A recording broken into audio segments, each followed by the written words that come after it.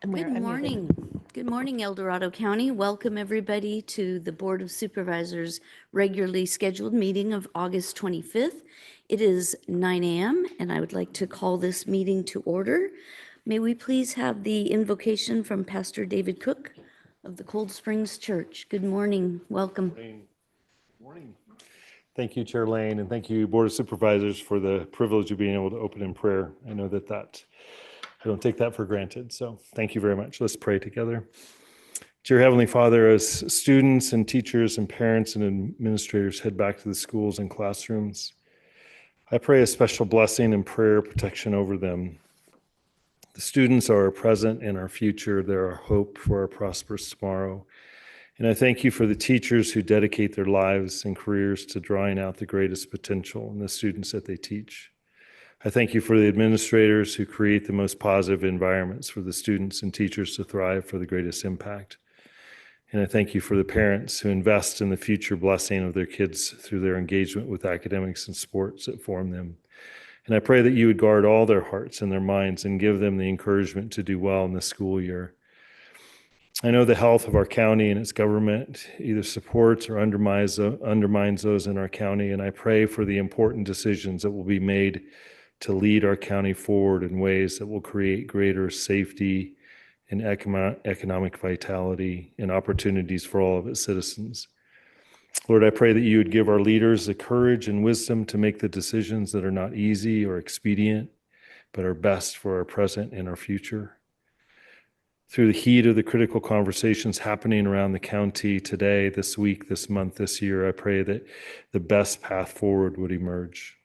And I pray for those who serve us in our law enforcement and our first responder community. Heavenly Father, I pray that you would watch over them and protect them as they protect us. And thank you for the work that they do to guard our well-being. And I pray especially for those who protect us during the growing dangers of this fire season.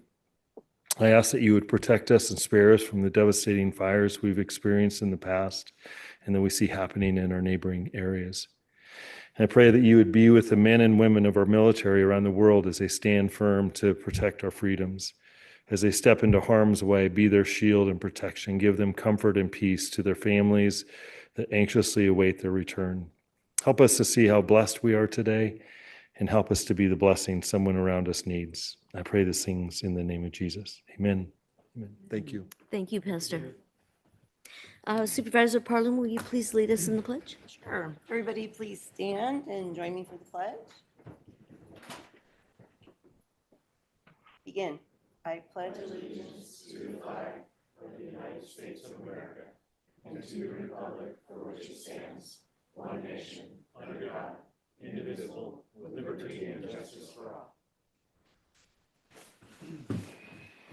Madam CAO, are there any changes to the agenda that was posted on August 19th? No, thank you, Madam Chair. Okay, thank you. Let's move on to approval of the consent calendar. Are there any items that my colleagues wish to comment on or pull for discussion? District 1, Supervisor Ferrero? No changes, thank you. Okay. District 4, Supervisor Parlin? Nope. District 3, Supervisor Veerkamp? No changes, ma'am. Okay. And District 2, Supervisor Turnbull? Yeah, I would just like to make a comment, but I would also like Karen Gardner to come up and speak on item 22 for clarification.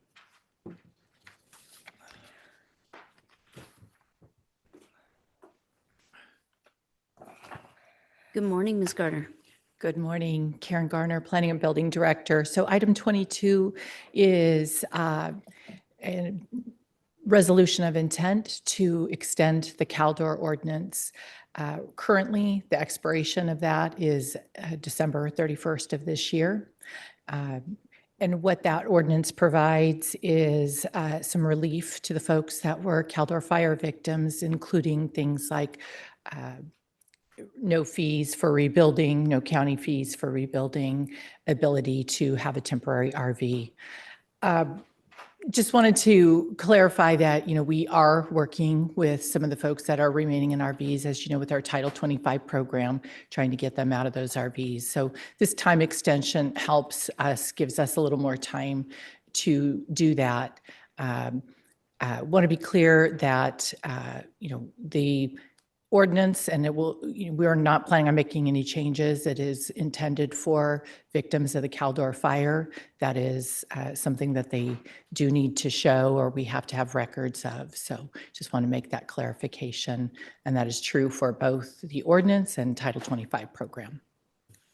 Thank you, Karen. Does Appreciate it. that satisfy your Yep. concern? Okay, great. Thank you, Ms. Garner. All right, so we will now take public comment on all matters on the consent calendar. So public comment on closed session items numbers 1 through 3 and consent items number 4 through 47. Please 27, 4 through 27. Please identify which item number or numbers you will be addressing today. Ms. Dawson. For public comment, each speaker will have 3 minutes to address the board. A timer will alert you when 30 seconds remain, and again when your time is ended. We will begin with comments from individuals present in the boardroom, followed by those participating via Zoom. If you're joining via Zoom, please ensure you unmute yourself when you're called upon. If you're joining by phone, press *9 to raise your hand. If you're on Zoom, use the raise hand feature to indicate your interest in speaking. We ask that you voluntarily state your name for the record before beginning your comments. Good morning. Sue Taylor, I had a question on number 20. You've got the Missouri Flat Areas Masters, well, the FFP or MFC, whatever that is. I thought we dissolved that. And so I'm curious why we're still using it for funding. Did we not dissolve it? I mean, I felt like there was a lot of legal contracts that were tied to it. I didn't understand dissolving it in the first place. And then if we are using it, how can it be used for things that are outside the bounds of the MFFP? Thank you. Thank you. Are there other members in the audience that would like to address the board at this time? Okay, seeing none, may we go online, please? Now taking public comment from online participants. Now taking public comment from John's iPhone. Good morning. I'm Dr. John Taylor, resident of the Greater Grizzly Flats community, and speaking to item 22, which Karen just brought up. I'm a member of South County Alliance, which is a nonprofit here that has been partnering with Home Aid Sacramento in the Title 25 effort to get people homed. And I'm sure you're all aware, it's taken a long time to get the process going. We have a great start, but we have a long ways to go. So I'm in support of extending that ordinance. And thank you for your time. Thank you. Now taking public comment from Linda Campbell. Good morning, everyone. Linda Campbell, El Dorado Hills. First, I want to, just on item 17, I want to give a big thank you to the Youth Commission. I think it's great to see our youth getting involved and appreciate their interest and their volunteerism in coordinating that. On item 20, I actually was going to bring up the same thing as Sue Taylor just did. Why funds would be used from the Missouri Flat Area Master Circulation and Financing Plan, since I believe that was a specifically designated use case. And also, I do know that there were discussions about dissolving it, so also curious why that's still open and potentially being used. And then finally, just on item 28, thank you for the proclamation. It's hard to believe it's been 25 years, but I appreciate your recognition of that. So thank you. Thank you. There's no additional public comment. Oh, I'm sorry. There's also public comment from London Litza. Hello, can you hear me? Yes, we can. Okay, this is on item 29, if you could include this comment for the public record. So my name is London Litza. I'm on the West Slope in El Dorado County. I'm a wife, a mom, and a rural property owner. My family chose to live rurally because we want to. Excuse me, Ms. Litza. We Yes. are taking public comment on the items through item number 27. We'll be taking public comment next on the item that you're calling about. Oh, sorry. I thought you said through 40 something. So I My bad. did, and then I corrected myself, so I'm sorry for throwing you off. it's okay. All right. Thank you. Thank you. There's no additional public comment. Okay, let's bring this item back to the board for action. Ms. Dawson, can you read this item into the record? Approve of the consent calendar with the following change. Clarification was provided on item number 22. Thank you. And Madam CAO, did you want to comment on any of the public comments? Sure. Just for clarification on item 20, the MCNFP was dissolved. However, the remaining funding was set aside in a special revenue fund to be used for the obligations through phase 1 of that project. And so this is an as-needed contract. So I believe the department's just identifying any possible funding sources that might be used. And County Council can add if I missed anything. I will just add, technically it was the Community Facilities District that was dissolved. The funding source remains and will remain until completion of those phase 1 obligations. Thank you for that clarification. Any other comments or questions on consent? I would entertain a motion. I'll move consent. Second. Okay, there's a motion and a second. Any further discussion? Seeing none, all those in favor say aye. Aye. Any opposed? Motion passes 5-0. All right, thank you. Now we will move on to public comment on all other agenda items, excluding the one public hearing that we have scheduled for this afternoon. That's item number 30. So at this time, we will take public comments on items number 28, 29, and 31. For public comment, each speaker will have 3 minutes to address the board. A timer will alert you when 30 seconds remain and again when your time is ended. We will begin with comments from individuals present in the boardroom, followed by those participating via Zoom. If you're joining via Zoom, please ensure you unmute yourself when called upon. If you're joining by phone, press *9 to raise your hand. If you're on Zoom, use the raise hand feature to indicate your interest in speaking. We ask that you voluntarily state your name for the record before beginning your comments. Are there any members in the room? Well, good morning. Good morning. Good morning, Madam Chair, members of the board. Thank you for your time this morning. Appreciate it. David Bolster, Camino. And for a brief moment, I also serve on the County Ag Commission, so I do have a comment about Ag Commission, one Ag Commission issue related to the ag lodging item. Conversation with our planning director this morning. One item that from an Ag Commission perspective that we wanted to address is there's language on page 4 of the planning director's presentation today. Use the term recommendation, just clarification that the presentations from the planning director were information only. So we had conversation and feedback, but the Ag Commission is yet to make a formal recommendation. So we certainly hope we as the Ag Commission get the opportunity to hear the ag lodging item going forward, and I'm confident we do. That is our function. So we're looking forward to that conversation. So I also want to compliment our planning director and your Economic Development Committee SEED. We have some initiatives underway in addition to ag lodging, the so-called TBID, the Tourism Business Improvement District, that will be, in addition to ag lodging, will be a tool for our farms and wineries in terms of maintaining economic viability going forward. So right now, I think we're all aware of the conditions in the wine industry. It's not too dramatic to say that it's a global issue. The wine industry has collapsed. We have, I think the latest forecast is about a 50% structural reduction in the scale of the wine industry. And that applies to all of our Sierra foothill counties. There's probably 1,000 acres of vineyard that have been removed in our neighboring Amador County so far.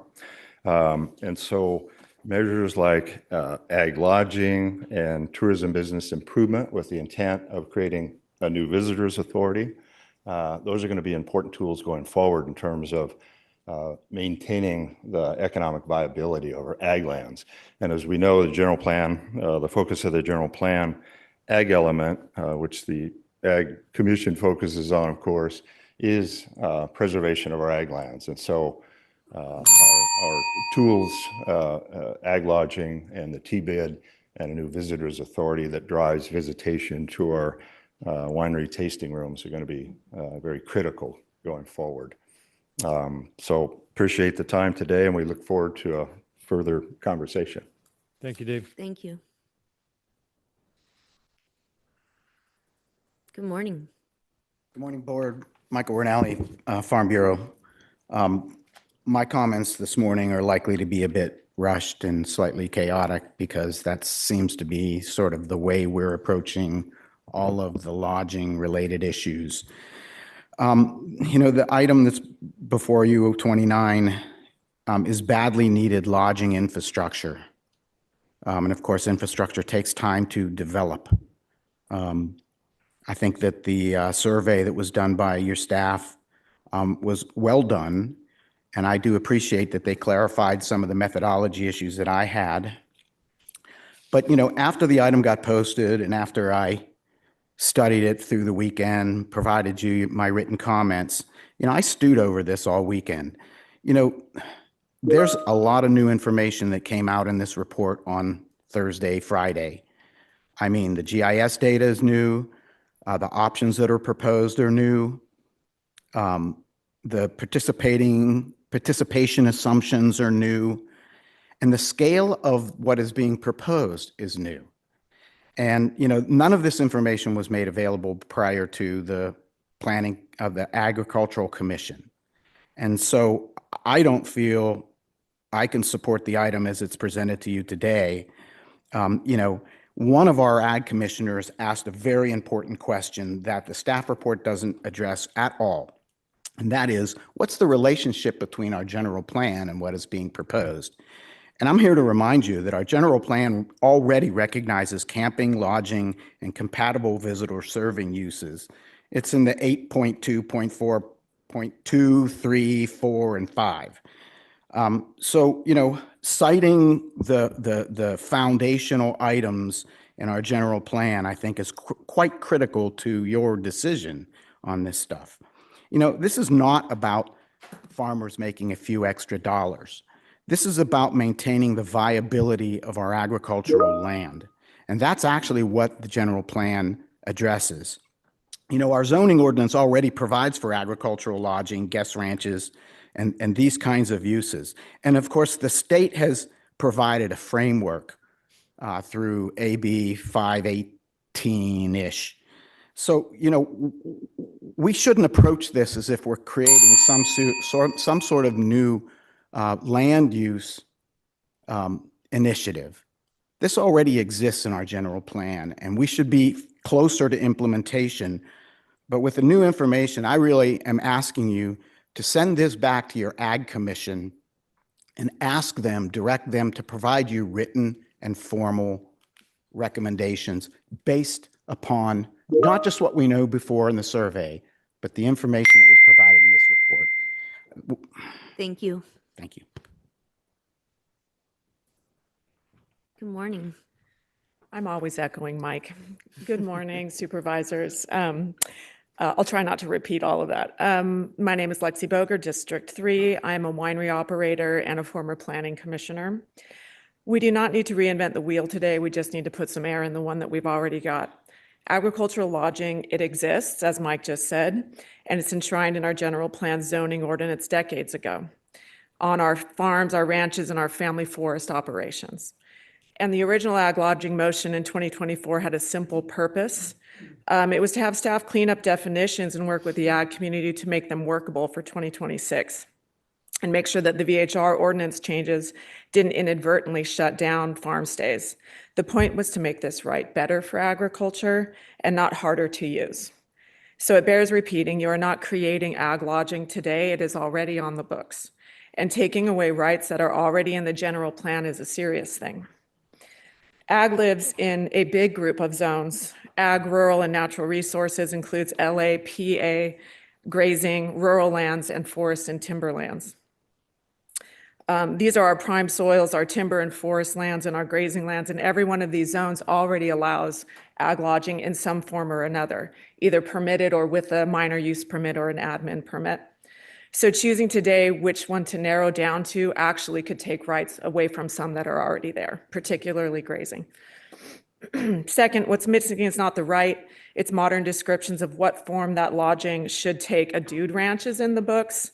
Not sure what that is, but I think that cowboys invented camping, so maybe, low impact camping could get squeezed in there. The ag community asks three things: build on the existing policy we have used and earned over the long history of supporting this county's economy. Craft the definitions, lodging scope, and development parameters in partnership with landowners, and keep the original spirit of the general plan. Make this right easier for farms, forests, and ranches to use, not harder. These have been the hardest 10 years for agriculture through climate change and market challenges. And through them, it has felt like the county has turned its regulatory sights on us. So to you, we ask, please change this tide. The county needs our revenue and our success just as much as we do. Thank you for your time. Thank you.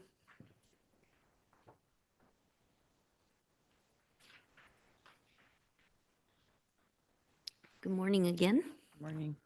Sue Taylor. The process for ag lodging, design standards, hosted lodging, VHRs have been discussed in silos without much public involvement, which in the long run will cause a backlash when these staff-driven policies are put in place. The meetings with the Ag Commission regarding ag logging were informational only, in which the county council instructed the commissioners that they could not make formal recommendations. So it's odd that they put them on your package today. The outcome of this exercise will be as bad as the input that went into it, and no one being happy with the result, not the farmers or the neighbors. Moving forward without the correct vetting will be creating a larger degree of constant conflicts between neighbors than the county is already dealing with, and more people will start pushing back on ag industry and their ability to even exist. I've sent you this email like at midnight. So I put, because you've listed all the type of housing within this presentation that we don't get to hear till later, I put in there what you should and shouldn't allow and why. But I'm going to jump. This should only be about ag lodging, and that's the problem. You're lumping everything, and so nothing gets done. So I would separate this item, that it's just ag lodging, and it should be done with administrative approval with very strict standards. So for that, what you never do is put down the standards. They always say, let's have strict standards. Well, so I wrote down some strict standards. And we've said these like over and over for the last 20 years. So what I ask is you take these standards that I put together, they're very simple, and you take it back to the Ag Commission, let them vet it, let the public, let these guys come and have a discussion. And let them approve these, move it to the planning commissioner. This is how it's actually done, how we used to do it, and how other organizations do it, instead of doing it in silos and making everybody angry. So do this, take these, take it to the Ag Commission, take it to the Planning Commission, and bring it back here and approve it so that these guys can move forward. I would take out camping because that's a whole different animal. I think there could be appropriate places for camping, but the places where it's happened in Camino have been fought by the neighbors. So I think it needs to be taken out so it doesn't slow down the regular ag logging. And then we talk about where would camping be appropriate. This willy-nilly, let's approve it on every project or property that's zoned XYZ, and you plant it in an area that's, it ends up being somewhere where it's going to be completely conflicting with that community. So I think that needs a different discussion that should be brought back to the Ag Commission to start with, because which farms are okay with camping that don't have neighbors that are going to be upset about campfires and noise and a whole different kind of activity. So those are my recommendations, and I've been a member of Apple Hill. I'm a building designer. I love my community, and you know me, I've been here a long time trying to get this stuff in place. Thanks. Thank you. Good morning. Good morning, Board. Lauren Hernandez, Shingle Springs resident, and also the co-founder of the El Dorado Economic Generator and Germination. We've been before you many times, so I know you're familiar with our work, but we believe that the best solutions come from those closest to the situation, and we've been very fortunate over the last year to be leading a community-driven planning initiative and working with strengthening our agriculture here in El Dorado County, as we've shared, and as I'm sure you're familiar with, many of our ag lands are not currently in production, and the general plan of the county calls those our greatest economic asset. And so one thing we've really appreciated is meeting communities where they're at, and we've really seen that our agriculture community is a very diverse community, and so there are a range of crops. There's a range of regions. I know, top of mind when we think of El Dorado County agriculture, Apple Hill certainly comes to mind, and they've done incredible, and are thriving quite well there, and maybe even a lot, maybe sometimes too much visitors, and there's challenges that come with that. But we think challenges are opportunities to leverage. And so there's models there with their infrastructure and policy that was created to support them. I think that is really important, and I want to, use caution, and as it's been forward today, of representing of feedback from a certain community. So today, the Ag Commission, and whether that was representative of official direction from them, but also any kind of outreach that is presented maybe forward that would say the agriculture community said this. And I think definitions matter. And so, for example, across our county, there are 7 agriculture districts. And so I think that any recommendation that comes forward saying the agriculture community has a certain perspective, that it is defined, and that there should be feedback from each and every one of those agriculture districts, as well as crops. We know certainly our top crops are apples and grapes and timber and cattle, so each and every one of those should be included.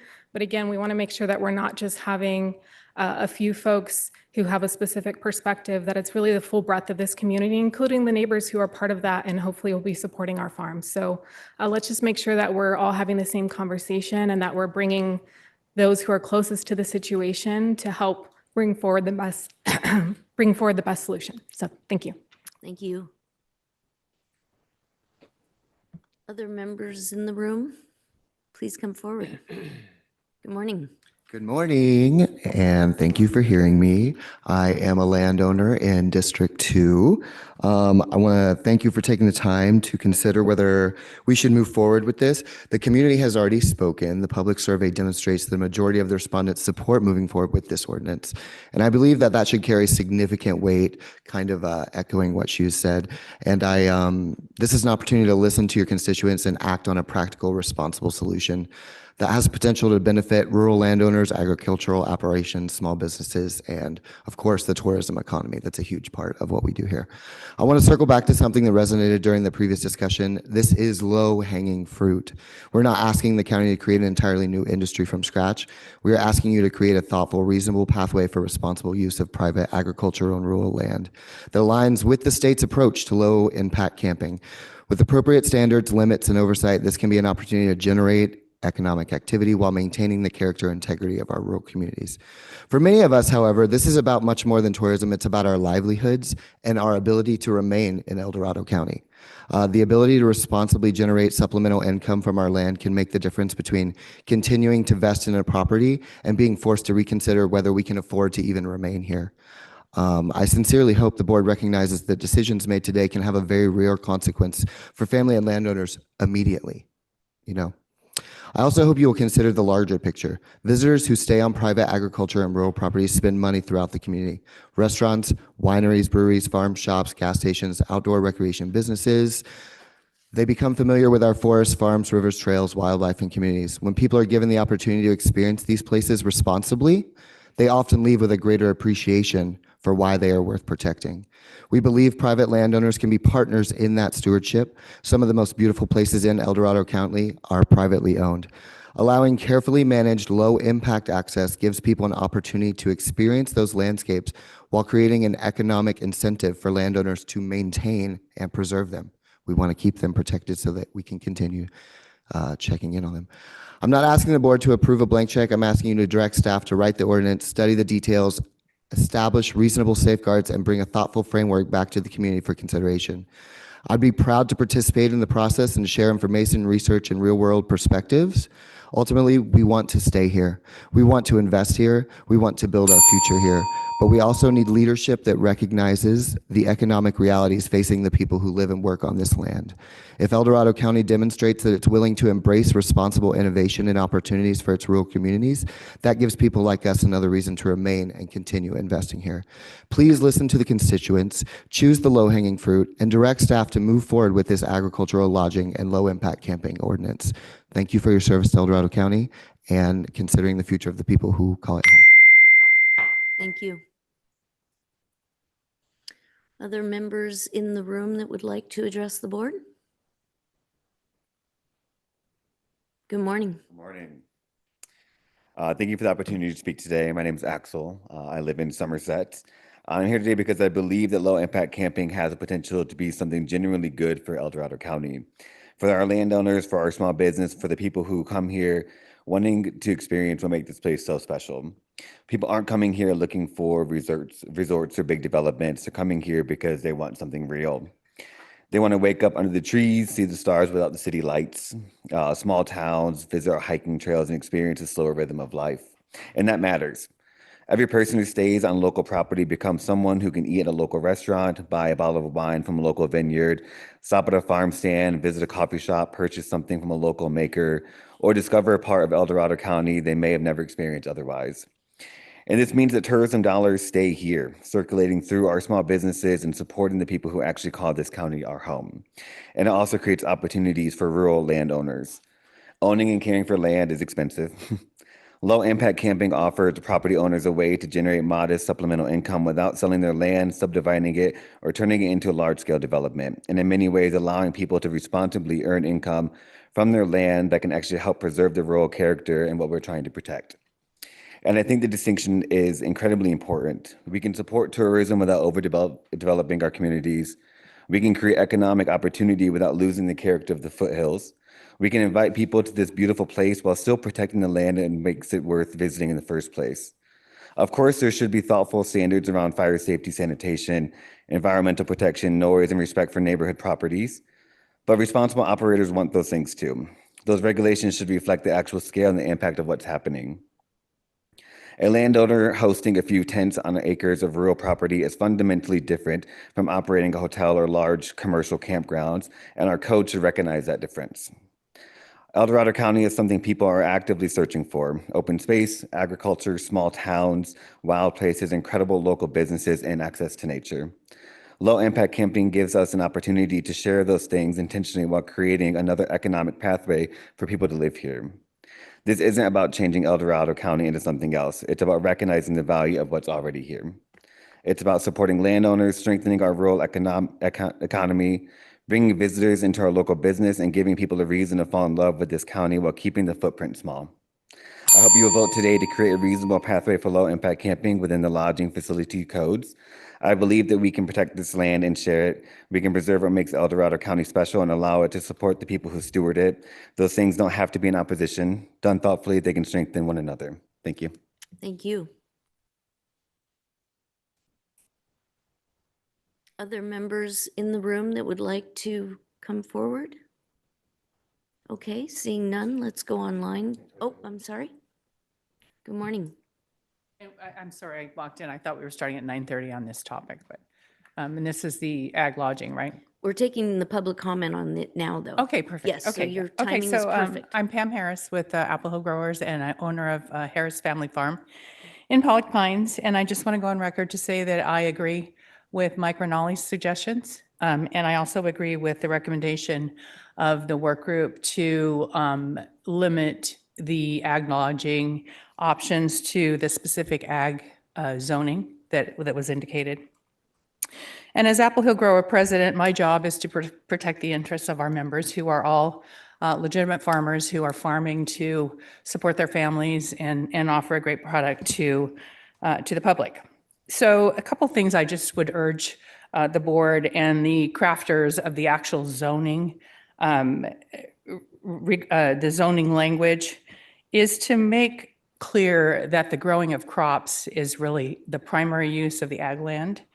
And I noticed in the presentation, it was a footnote to the chart. I would hope that it would be more than a footnote to the chart. And secondly, consider hard limits on the ag lodging. And I saw on the camping, they were recommending 1 campsite per acre. I think, that's probably pretty conservative. You probably could do more than one campsite per acre. But in terms of the, if you have like a B&B or something like that, or rooms that you're renting, I think what we don't want is like a hotel on ag land. So I would consider hard limits for those kinds of guest houses or guest rooms, because regardless of the permitting, regardless of whether it's a CUP, an MUP, whatever that process is, I think there should be a hard limit. And what we don't want as farmers is we don't want what we're facing right now with our events issues. Is we feel like if people come in and they go to take everything to the limit, what that does is it puts our ranch marketing by right activities at risk, which puts our farming efforts at risk as well. So I would urge hard limits on the ag lodging. Let's see. I wrote really small, so I'm having trouble here reading it. Okay, so the last thing I just want to say is that clearly the county is lacking lodging for our visitors. We get millions of visitors a year and we do not have adequate lodging. So I would just urge the board to look for ways to streamline the process to get legitimate, whether it's hotels, motels, in these areas where we have high visitation, Camino, Placerville, so that, and instead of looking to capture all the costs up front, let's look to the future and say, we do have a steady revenue stream if we can get these lodging establishments in, because we get the TOT over the long term. Got it. So thank you. Yeah, Appreciate thank it. you. Anyone else in the room before we go online? Okay, seeing none, may we go online, please, Ms. Dawson? Now taking public comment from online participants. Now taking the public comment from call-in user 1. My name is Gord Orbison, and I'm not a big fan of agritourism. First, I want to say thank you to George Turnbull for supporting agriculture and supporting my values. I met him once. He's a good man. Anyway, on the agritourism, look who you're going to be bringing up to El Dorado County and the North State in general. You're going to be bringing a bunch of liberal-ass trannies from San Francisco who are going to beat our women in sports, creep our women in bathrooms, and beat our women, rape our women in county jail. This needs to stop. Agritourism brings these stupid hippies and brings a bunch of minorities who are going to start criming around the neighborhood, including these niggers and wetbacks. They have stopped this ordinance. God bless America. God bless Israel, even though kites did 9/11. And God bless our eternal president, Donald Trump.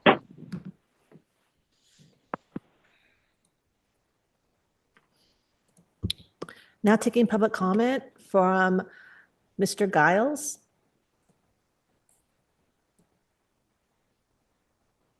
Hi there. Good morning. My name is Jobadiah Giles. I'm a Somerset resident, and I wanted to back up what the recommendation by Michael Rinaldi was as far as sending this back to the board, the Ag Board to, or the Ag Commission, I should say, for getting some specific recommendations from them. My concern is with the permitting process. When we looked at the permitting process before, the conditional use permit was extremely onerous and costly. And I would ask that the board consider a less onerous and a less costly. Wait a minute, you guys. Process. I'm sorry. Go ahead. And my other concern is the lumping in the low impact camping with the ag land stuff. My understanding is from what was put out, which I only received this last weekend and haven't had a whole lot of time to review it, was the requirement of 5 acres of ag land be used for even for RL zoned properties. And that just doesn't work for all properties because not all properties have even 5 acres of usable ag land that can be used for low impact camping sites, which in the past has been just a flat piece of ground where somebody can pitch up a tent under a tree and enjoy the river or enjoy the scenery, the sunsets or whatever. And so my concern is that we're taking something that is already functional and we're making it much more difficult and much more complicated than it actually needs to be. I would like to see the board look into this, have staff look into this, get recommendations, talk to actual former and current hip camp hosts, find out what works, what doesn't work. I feel like the board is kind of approaching this blind when there's plenty of information already out there in this county with successful hosts that have been doing this for a number of years and have a lot to offer as far as information. I know there's a lot of fear and a lot of trepidation that goes into making these new changes, but there's plenty of good information out there to be had. And it would be helpful if the staff would reach out to some of these hosts and to Hip Camp themselves. I was looking at the Hip Camp public comment and the recommendations for fire safety, for regulations that work in other counties. I think there's a lot of really good information there that the county should be considering before taking any action on this issue. Thank you. Thank you. Now taking public comment from Linda Campbell. Hey everyone, Linda Campbell, El Dorado Hills. So on item 29, the ag lodging, I'm really thankful for the people that have gotten up to speak, particularly Mike Rinaldi, because I also thought this was very different from what had been reviewed in the Ag Commission. It's almost like we put the naming of agriculture on this as maybe some kind of leverage, but in reality, it's not ag only. As soon as you start including RL and potentially LA lands, that doesn't mean that ag is the primary use. And so if ag is not the primary use, then it's not really a benefit for agriculture businesses in our county. So I would definitely agree that it should be referenced to the general plan and everything that's already existingly allowed, if in fact this is supposed to be focusing on our ag producers. And then also I didn't see any alignment with ranch marketing was brought up. That's kind of regular chaos. And I think people have tried to leverage that in similar ways where they're not really ag producers, but they want to try to act like they are so that they can do events and stuff like that. So my recommendation is to have this go back to the Ag Commission in full, and have them determine if there's a clear recommendation that they can make for their benefit and focus. So the other item I had actually was item 31 on the affordable housing TIM offset piece. There's the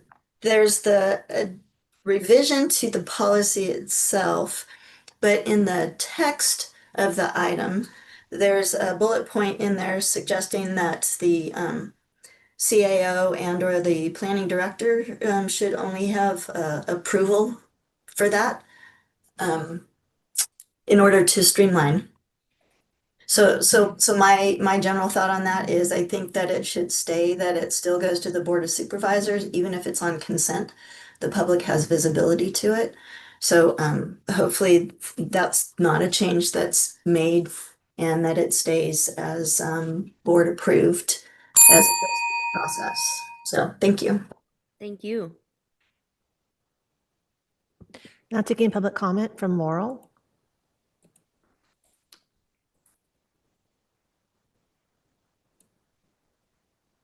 And repeat information you've already heard. El Dorado County, Laurel Brentham, El Dorado County Chamber. We would like to go on record in support of Mike Rinaldi, Lexi Boger, and Lauren Hernandez comments. in the hope that this will be developed in the leniency and favor of our ag community. Thank you. Thank you. Now taking public comment from Kim Beal.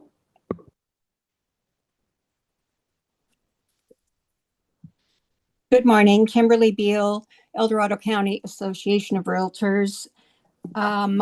Our Association of Realtors supports our agricultural businesses and the proposed new sources of income through agricultural lodging, including low-impact camping. It is in the best interest of the county that our ag businesses thrive as they provide revenues to the county. Some of our ag businesses are having a difficult time staying in business, and this additional source of income may just keep them profitable. Changing topic a little bit, in 2004, our general plan established a right to farm requirement, and shortly thereafter, a right to farm ordinance was adopted, which required a real estate transfer disclosure statement, and that the county created. This disclosure document is still in use today. In 2024, the Ranch Marketing Ordinance and Wineries Ordinance were updated and states the real estate transfer disclosure statement be updated to incorporate these two other ordinances. At the same time, the county adopted the Agricultural Marketing Disclosures Ordinance as a means to pull all of this together. However, the disclosure has not yet been updated, and we encourage the county to do so right away. Furthermore, should any new ag ordinance be created, it too should be included into the county's agricultural disclosure, but please do not wait to update the current one with the ranch and wineries ordinance. And I also ask that the county contact me when they are ready to begin updating the disclosure document, as we have additional input for the disclosure. Thank you. Thank you. Now taking public comment from London Litza. Welcome back. Yes, hello again. This is for item 29. As you just heard, my name is London Litza. I'm a wife, a mom, a property owner. My family chose to live here rurally because we wanted, room to raise our animals, grow food, build a simple life on our own property. I echo a lot of the sentiments of Lexi, Lauren, the gentleman in the blue shirt, Axel. I support giving rural and agricultural property owners more opportunities, including agricultural lodging and low-impact camping. I just want to make sure that the county doesn't unintentionally change the rights of people that already under another, if this makes sense. So we've seen how the rules involving HHRs, ADUs, multiple primary houses that predate the building department, VHRs, zoning, and other county requirements can overlap, and that in ways that ordinary property owners never expected. A person can follow the rules in good faith, invest money, build their life around these, and then discover that later another ordinance change has created a new problem for them. So the county's revised presentation itself recognizes agricultural lodging and VHRs as different lodging categories. I just hope that the board keeps those lines clear as it moves forward and makes sure that the new ag lodging rules don't accidentally restrict other existing lawful uses for others. For families like mine, rural living is not a loophole or a business strategy. It's the way we deliberately chose to live our life and why we bought our property. We bought it because we want freedom to raise our kids, like I said, homestead, use our land responsibly like a lot of these ag landowners, and create something.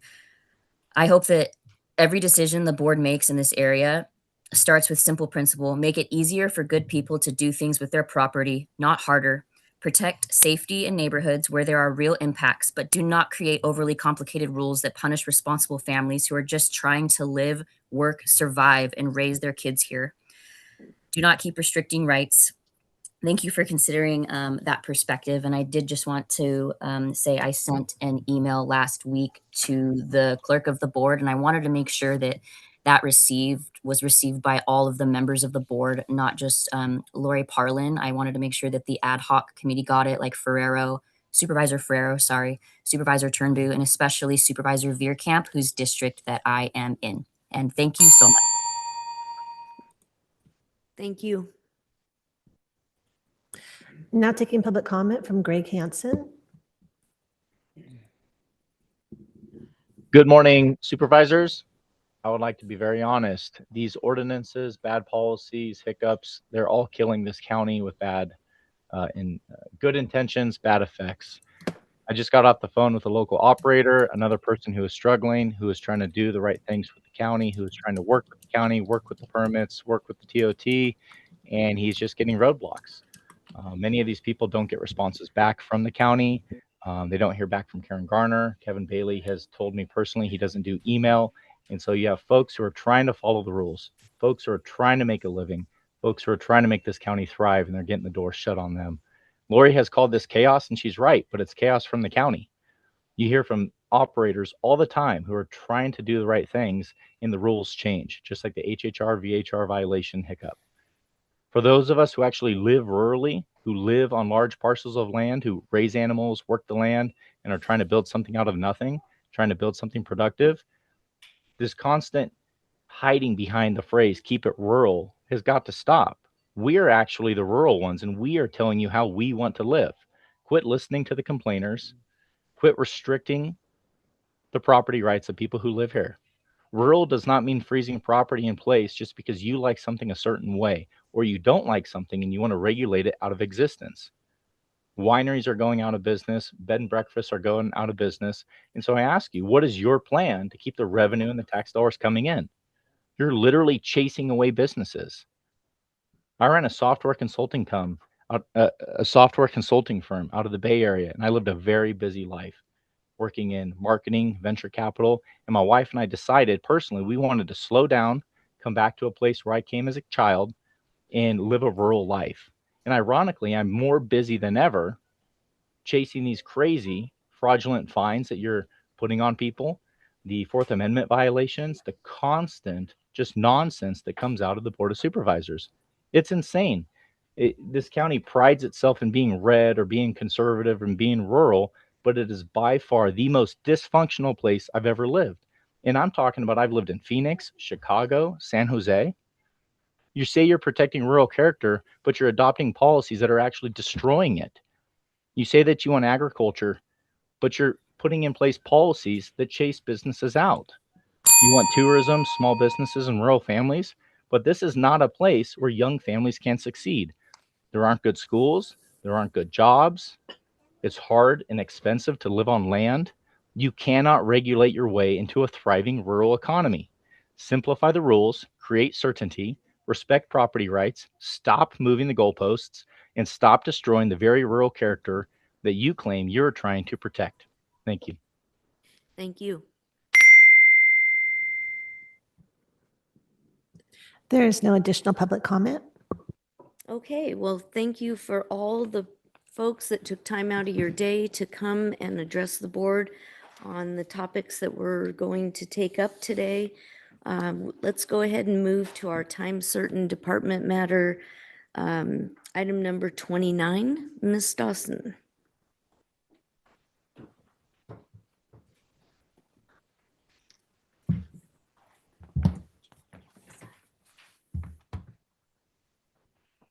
Item number 29 comes from Planning and Building Department, recommending the board receive and file an informational presentation on agricultural lodging and other agritourism activities. 2, direct long-range planning unit to pursue amendments to the zoning ordinance. And 3, direct the Planning and Building Department to work with the Department of Agriculture to form and staff a program to support the proposed zoning ordinance amendments. Written public comments received by 4 p.m. on the day prior to today's meeting were distributed to all board members and included with this agenda item. Thank you. I'd like to welcome our Planning and Building Department and specifically our director and our long-range planning manager. Welcome. Thank you. Good morning. So I want to start off by saying, first of all, thank you to everybody who provided some input on this item. But, by and large, I think we're actually on the same page with the majority of the comments. And, that being particularly that, this is not a quick, short process. This is something where we're taking input, we're coming back to the board, getting some feedback. We're going to the Ag Commission, getting feedback. We'll be going back out to the community, getting additional feedback. I kind of think of this as a funnel.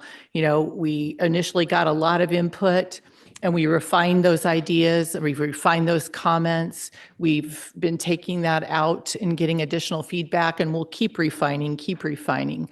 So right now, I look at this as we're kind of in the middle of the process. We still have a lot of outreach and input to gather from the very communities that were mentioned by our speakers today.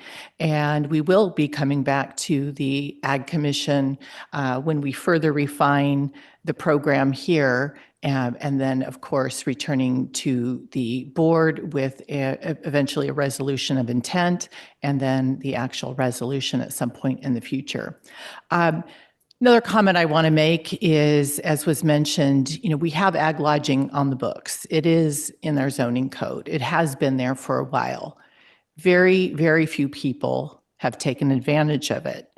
And the reason why is because even though it shows in our zoning code, yes, you can do this, and here's the permit type you need. That's all it says. There is no program behind it. There are no standards, as was mentioned, behind it. And I think that's what we're trying to do. We're trying to get that input to understand what those standards should be, and then put together a program so it does make it easier and clear for people. Right now, it's not clear. All you see is, hey, I need a administrative permit, or I need a conditional use permit, but there's no other information in our zoning code that says exactly what you need to do to be successful in that process. So that's what we're trying to do here, is put that those steps in front of folks, get feedback, and eventually have a program that we can bring back and approve. So it's very clear of how you can be successful in doing ag lodging. So thank you for letting me share those thoughts. So if, Kim, if you wouldn't mind bringing up the presentation. Thank you. So again, providing an update today on the ag lodging effort, and specifically what we've learned so far, and getting feedback from the board on next steps. Before we begin, I wanted to emphasize that, again, that, you know, ag lodging is already on the books, but we're trying to create a program behind it so that it is clear. Just giving some background of what we've talked about with this so far with the different groups. And I think Mr. Rinaldi mentioned this, that, you know, this came up in 2017, where the board originally discussed expanding agritourism opportunities. And for whatever reason, there were some things that came out of that, but for ag lodging in particular, there weren't really any particular programs or changes that were made. So this came back to the board in 2024. And the board directed staff to work collaboratively with various ag groups and community. And based on that direction, staff conducted some stakeholder meetings, and we looked at revenue options with the CA's office and budget ad hoc, and presented some initial concepts to our Economic Development Committee, SEED. In April 26 of this year, staff presented an update to the board, and the board requested a follow-up presentation to provide some additional information and data. And so since that time, we've been doing that data gathering, doing that outreach, and have that update for the board here today. So next slide, as was also mentioned in the comments, just want to talk about different lodging options. And there certainly is some overlap between things like ag lodging, ADUs, VHRs. They are distinct and different in other ways. And we didn't have time with this presentation, but staff is talking a lot about how do we present that information anytime we're talking about any of those topics, to try and clarify where there is overlap and where there is not. So this is just really intended to show, you know, we are keeping that in mind, we understand that there are different lodging options and permanent housing options, such as, guest housing and ADUs are considered permanent housing options. So we will work on that in as part of our outreach efforts with ag lodging and with our these other areas. We will try and provide additional information to clarify where there's overlap and where there are differences. Okay, next slide. So again, board direction. We focused on two major areas. So providing a summary of our outreach efforts. And one of the things that we were given direction on was not only to those that could benefit from this program, but those that might not take advantage of the program, but could be living next door to the ag lodging efforts, and make sure we got feedback from that group as well. We're also providing some data and financial analysis, including some maps of potentially impacted parcels or zones as we refine exactly who might be able to take advantage of this program, what types of parcels, and then the county's projected implementation and maintenance costs, our anticipated revenue, and revenue impacts for those operating ag lodging. Next slide. So to fulfill the outreach request specifically from last board direction, we did meet with the Ag Commission on June 1st, and on June 10th, we released an online public survey. On July 8th, we presented preliminary results of that survey to the Ag Commission, and the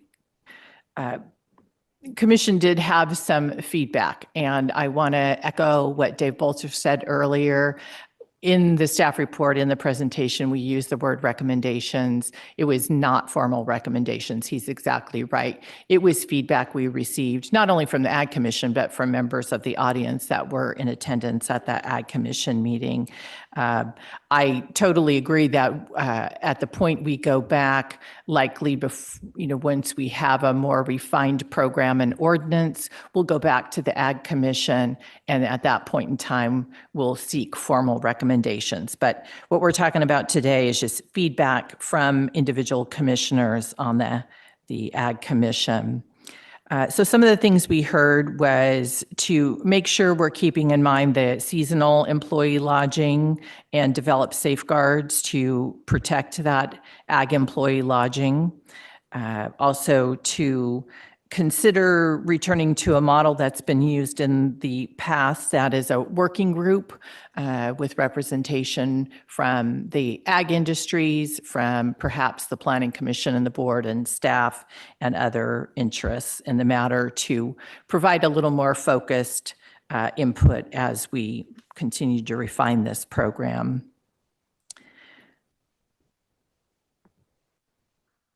So we also had some feedback, again, from members of the public that were in attendance at the Ag Commission, and that included things such as researching the compatibility of low-impact camping with the Williamson Act, consider allowing temporary lodging in zoning areas outside of some of our ag zones, and then providing methodology for the survey. And I think Mike Rinaldi talked about that a little bit, and allowing temporary lodging on perhaps some smaller parcels than what we had talked about, such as going down to 10 acres.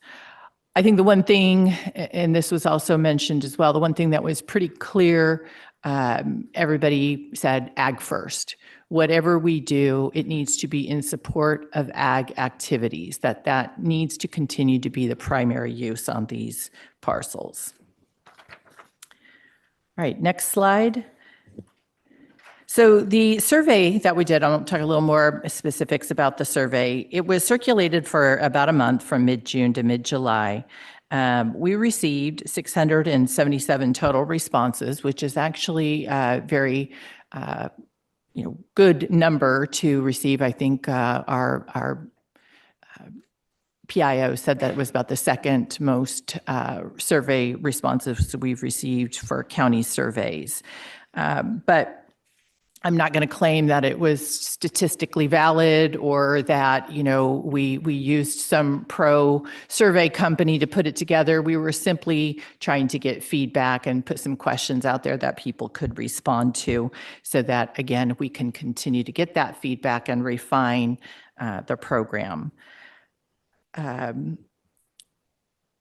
So with that in mind, the survey produced several consistent themes. So respondents emphasized that agriculture should remain the primary use on the property, that landowners should reside on site, and that strict fire and noise regulations are essential.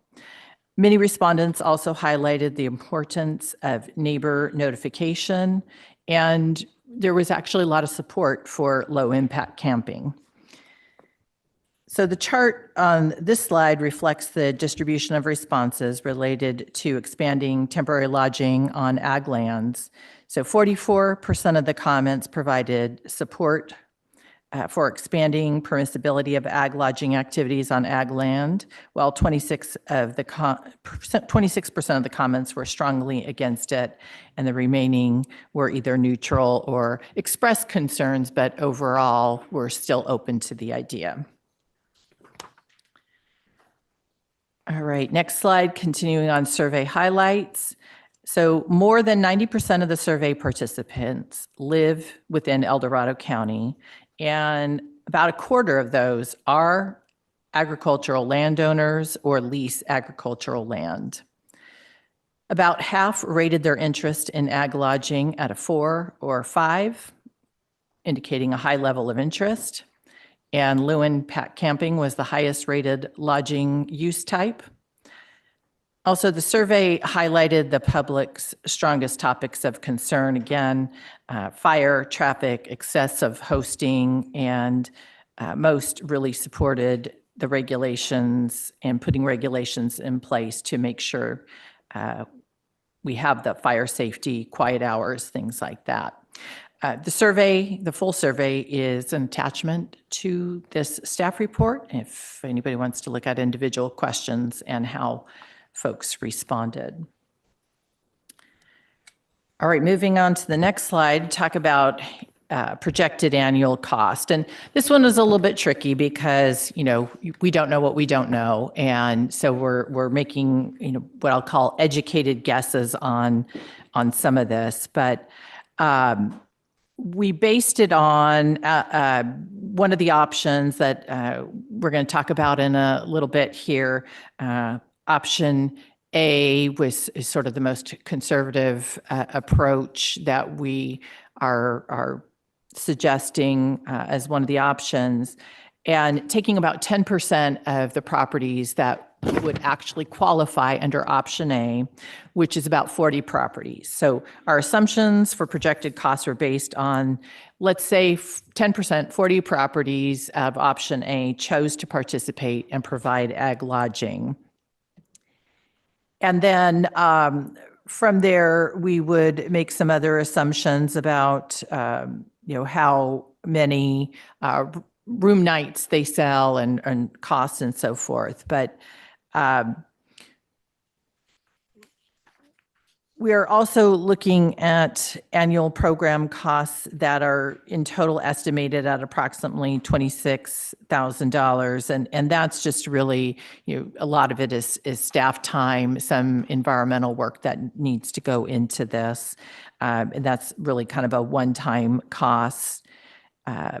We would collect potentially permit fee revenue. So if they have to get an administrative permit or conditional use permit or whatever level of permit they have to get, there would be some fees paid associated with that to offset the cost of processing those permit fees, about $6,000.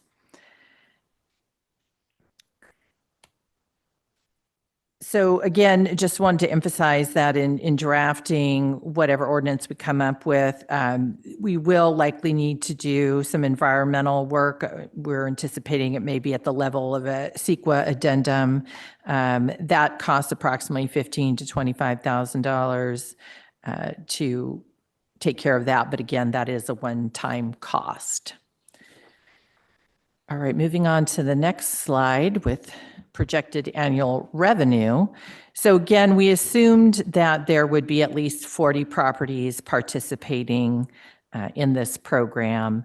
And if they were to offer 3 rental units on each of those 40 properties at $200 per room and renting them at least 52 nights out of a year, that's what we based our projections on. We felt that was fairly conservative. Certainly the room nights could go for more.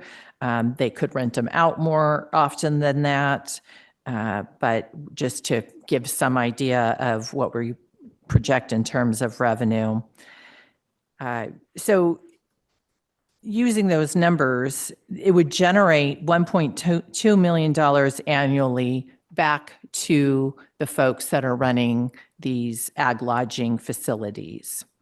And out of that, about 124, almost 125,000 would be generated in transient occupancy tax, or TOT, back to the county. And we use the term in here, discretionary DTOT. All we really mean by that is it's goes into the county's general fund. It is not earmarked for any particular use. So about 125,000 in TOT would be generated to the county. And so therefore we anticipate it would cover annual operational expenses. All right, and the next slide. So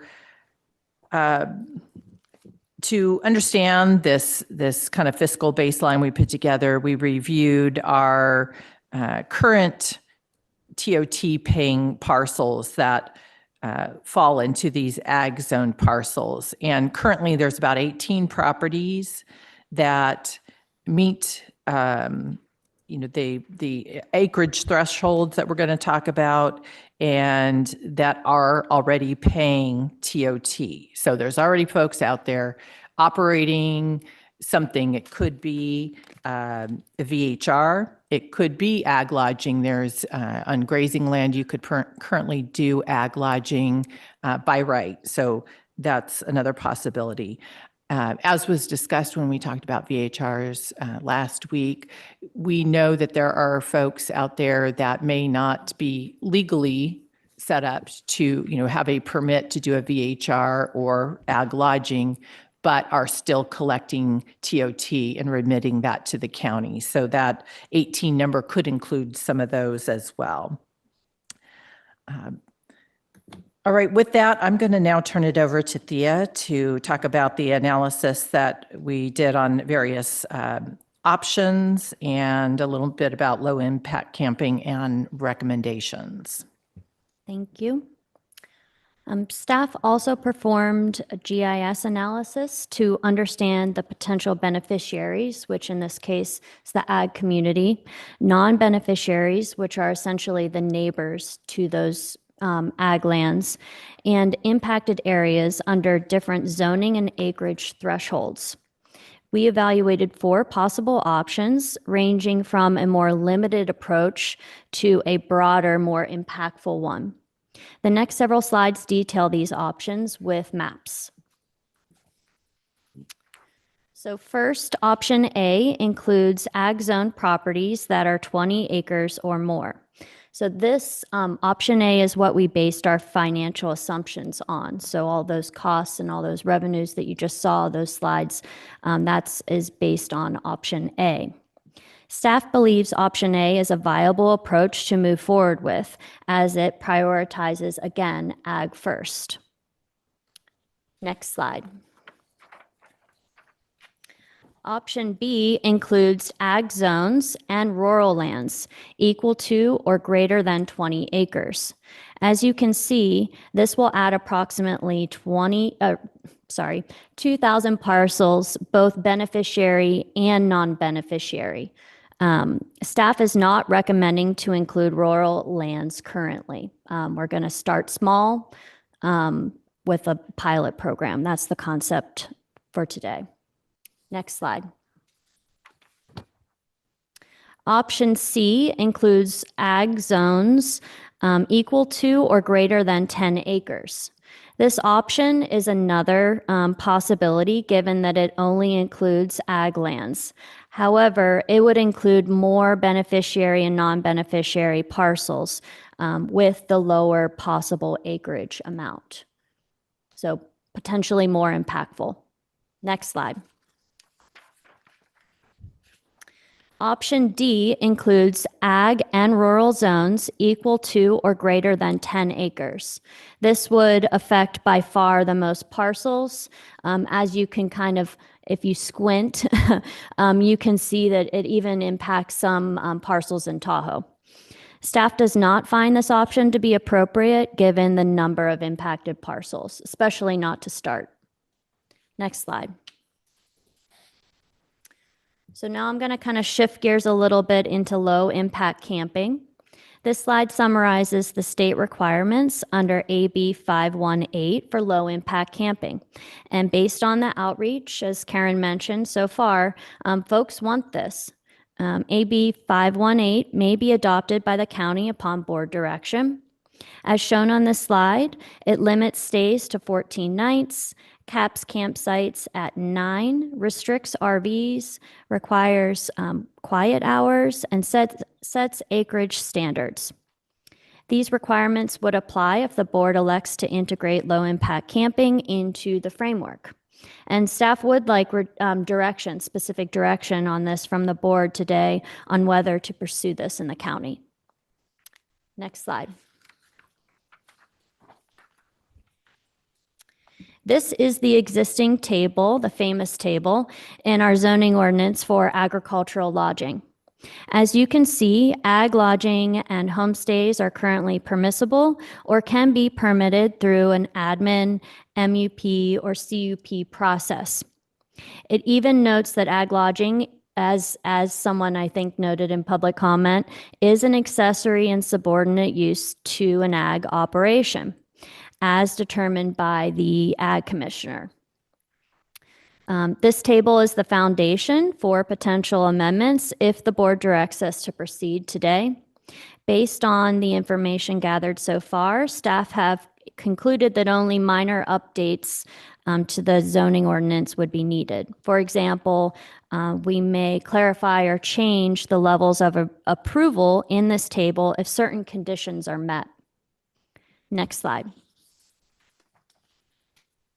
So here's staff's recommendation today. As mentioned, we have a good foundation and feel confident with our recommendations.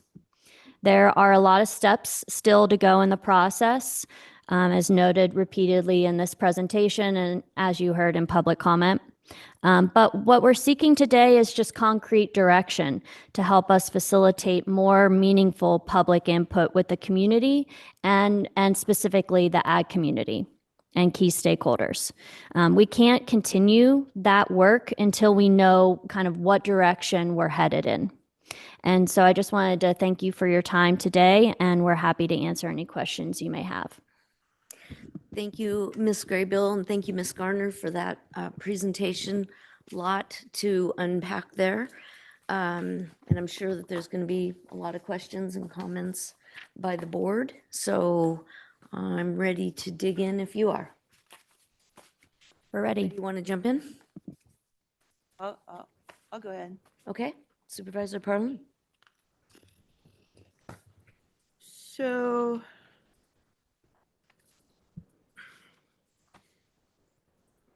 I started thinking about it after, and thank you for everybody that made public comments.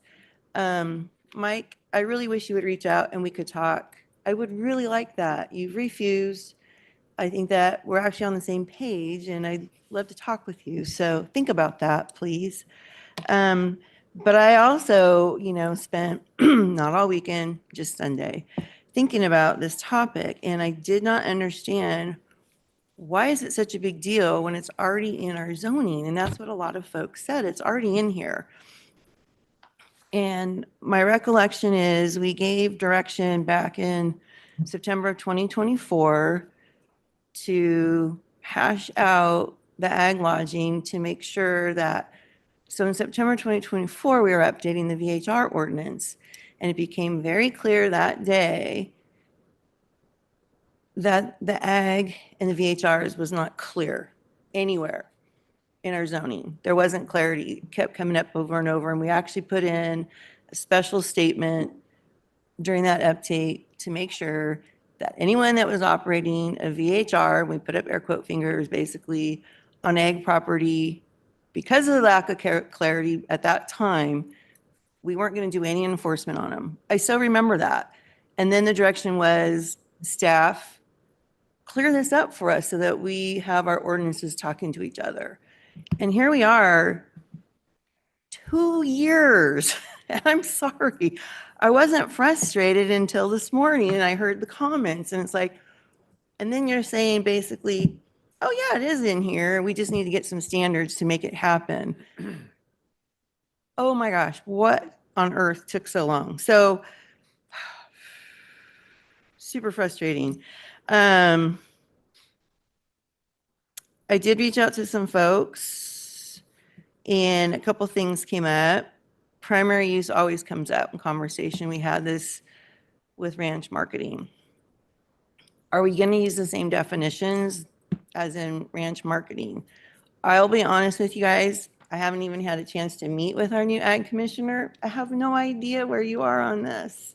None. And I had, wanted to have that opportunity. So that's a big concern because I think everyone will agree, this whole concept is being implemented to make sure that our ag producers, I like Pam, you use the word legitimate ag producers, want to have a way to supplement their income because as we've said over and over again, certain, ag crops are struggling and suffering and others just have waves, So that needs to be hashed out because that's a huge concern, that primary use. And so in my mind, that has to be in the standards no matter what. It's already there. 20-acre minimum on the 3 ag types, I think is a good place to start. I couldn't tell from the comments if everybody else agreed with that. I couldn't tell. I think so. I think we need to set a setback from the property lines for adding these ag.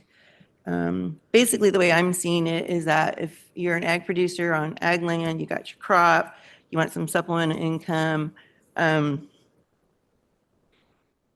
you need to live on that property while you're doing your ag production, and you're the host. You need to be there. And I will say that in the past, with all the issues we've had with ranch marketing over the years, every time that we had problems, it seemed that it was because the ag producers themselves did not live on the property. It seems like that was a very clear pattern. I talked about that many times about our prior ag commissioner, and that's how she felt about that, that the folks that are the ag producers, the property owners must live there, and they're hosting. They're, I think the intent of the zoning is so that we can invite people in and say, this is what ag is. A lot of folks don't even know what ag, how an ag place operates. And so that was kind of like, we're hosting and showing folks how important agriculture is. And maybe some of your food comes, like this. So I don't know. Camping, I do think should be considered and talked about just separately. The ag lodging is already in our zoning. Let's make it happen. I don't know why it should take very long if it's already here. I don't understand why it should take very long to get this done. Just set up some standards, get her done. I will say though, on the chart that shows the types of permits, the one change that I would recommend based on our experience with VHRs, based on our experience with ranch marketing over the years, is that each type should have an admin permit. And the reason why, and an admin permit is simple and not expensive, just making that clear to everybody, but so that the county has a piece of paper and a permit, and then if you're a violator, we can pull that permit. That's our only leverage. We found in the past, if there is no admin permit, we don't have a piece of paper, it's really hard to do enforcement. We have zero leverage. And so that would be the only thing I saw on the chart that maybe needs to change is, so it would be the ones that have the Ps, I think it is. Ps are permissible, right? Yeah, change the Ps to As, and that should be fine, and make it simple and very inexpensive. Have clear criteria, those standards you're talking about, which I don't think are that hard to come up with. It sounds like we had some really good input on them. Let's get this done. And then talk about camping in a different, I don't think we want to merge them all together. I could be wrong, but I do think we need to just talk about camping separately. And reminder to everyone, at this time, El Dorado County does not collect DTOT on camping. It's not been approved by the voters. So it's a different ball of wax. And I think that's enough said by me. Okay, other questions, comments, Mr. Turnbull? Yeah, I just got a couple questions. You know, the low impact camping, I think could be a real good thing, benefit for our county, but the concerns that I have is fire. And when you're having a campsite per acre, do you drive a vehicle to that particular site? Because my concern is catalytic converter. Catalytic converter can be anywhere from 1,200 to 1,600 degrees. And then also it could actually range up to 2,000 degrees. And we've had the sand fire that was, you know, that happened because of a catalytic converter. We had a problem with the catalytic converter that just happened here on E16 by Happy Valley Road. And that could have been very, very bad, especially if that thing really would have got going. So I have a lot of concerns, especially with that, because there was a particular person that was advertising campsites. This has happened years ago, just after I took office, before the Caldor fire happened. And basically we're driving through tall grass to get to these campsites. And it was very, very critical because it was a dirt road, but it was grown in the center. And my problem is, what if it would have started a fire? So who would be liable if we pass these, you know, like having campfires and that? Would it be a liability on the county? Could it be, especially if a fire gets started?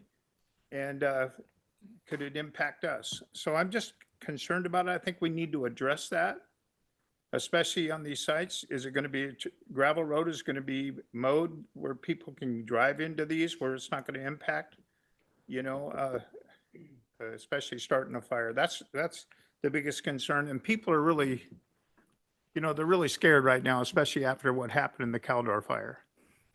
So I think we need to address that problem. And I think it's right. I think we should have just only propane barbecues allowed. And I don't think we should have open pit, because also CAL FIRE puts a ban on a lot of that stuff during periods of time too. So I think it's something we could address, but I think it could be a good thing. It could be a benefit to the county. So anyway. Thank you. Supervisor Veerkamp. Yeah, thank you, Madam Chair. Thanks for the opportunity to talk about this item. I too want to bifurcate these two. The camping side of it to me is almost a special use permit. There's so many possibilities that could go wrong, and they have to be evaluated. And I would want them consistent with any other camping that we do right now. So there are some standards out there.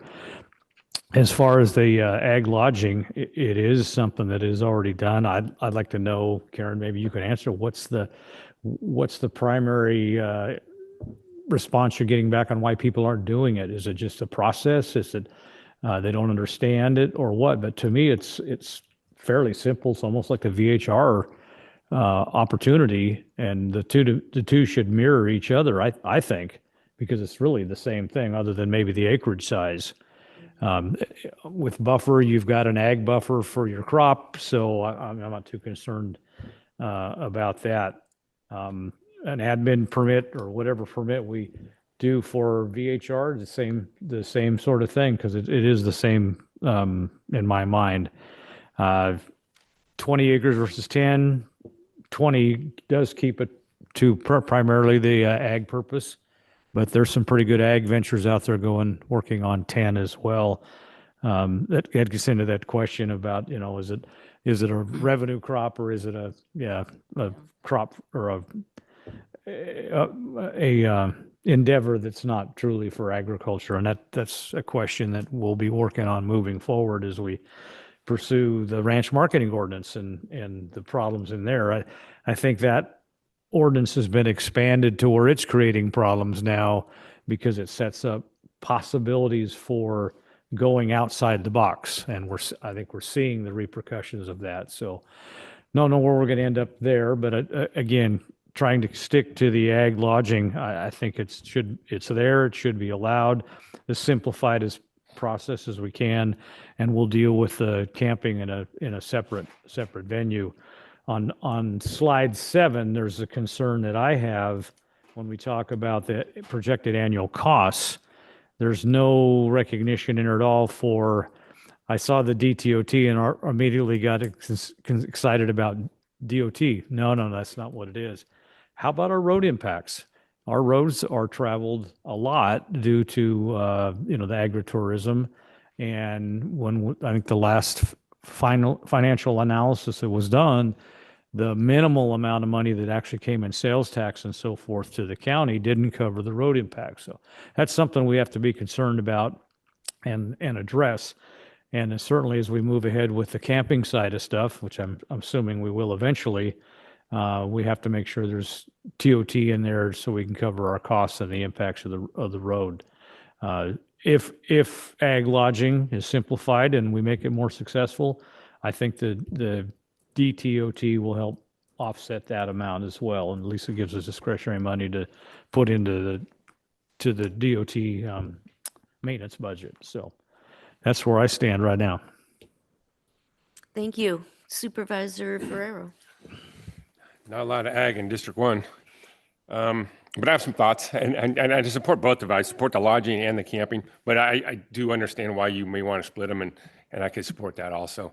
The concerns with camping, the AB 518 kind of opens the door for us, and it would make our process much easier. But we can, especially regarding fires, we can do whatever we want as far as restrictions, require gravel driveways, paved driveways, parking lots, allow fires and don't allow fires. I mean, we can do what we want on that. I don't even see that's an issue.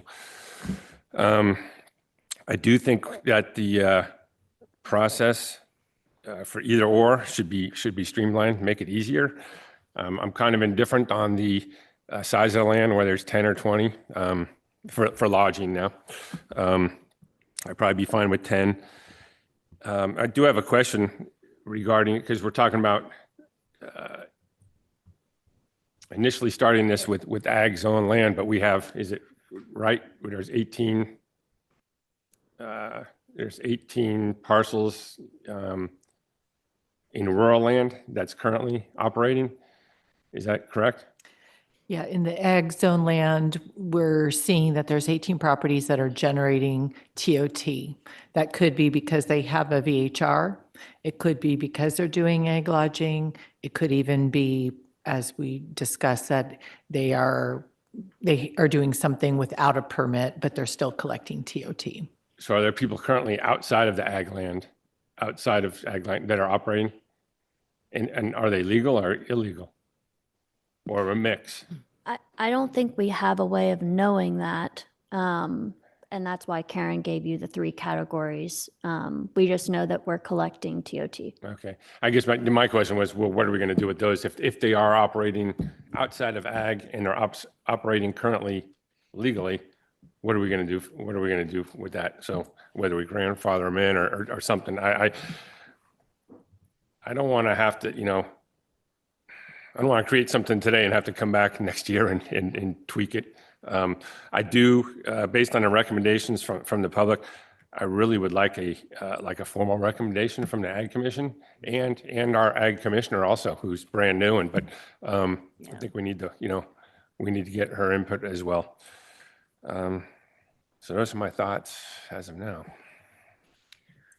I was gonna say some of that as well, so I'll agree that I really think the public, I don't think we've heard clearly what they want. Even the survey, as you point out, it may be the second best survey we've ever done, but we have a population on the West Slope of 160,000 people. So when 600 reply, to your point, that's really maybe not statistically valid.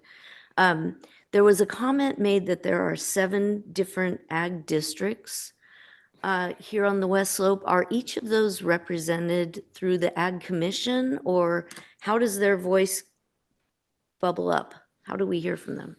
I think that was actually a reference to Placer County Ag District, but we do have, for example, it is here. So like No, Fair Play. Yeah, we have the districts. There's a Cool, a Fair, Gold Hill, whatever. We have the ag districts, and they're, I think if I'm looking at the maps correctly, they're denoted in the blue, perhaps. Is it the blue outlines on the map, you guys? Is anybody looking at the map? Well, and do each of those districts, do they send a representative that sits on the Ag Commission? So we hear that whole voice, or no, they're more separated and isolated? Yeah. And just so you know, for your reference, the last time back in 2000, let's say 14, when the county was doing the last general plan update and TGPA, ZUU and all of that, they did some fine tuning, if I remember, on the ag districts and parcels. Don't laugh. I know it was not a fun process to watch, but they actually didn't do it by district so much as they sent out actual letters to each and every ag parcel owner.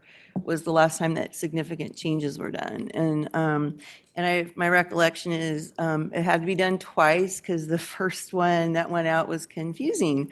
And so there was a second letter went out. But to your point, I don't believe there is any structure for each of the ag districts to have like a cohesive, thought. But based on, somebody made a comment about, was it Lauren maybe made it about the ag districts? Because they are in different parts of the county, different elevations, different soils, different crop, it would be maybe a smart thing to do, maybe just for workshopping purposes, workshop in each ag district. But again, the stuff that we're trying to do today, in my mind, it's already in the code. Let's just get this done. And I think that, the recommendation was the 3 ag zones, 20-acre parcels to start, because it's kind of like we need a starting point. And starting with the 10-acre parcels just might be a little bit overwhelming, is the gist I got. It's a lot. So, So my follow-up question then to staff would be, if in fact there is this, I think the term they use is by right, mentioned in 1, 2, 3, 4, 5, at least 5 zones, what do we do with the zones that you're not recommending we expand this, or that we hone in on in the beginning? I mean, what do they do?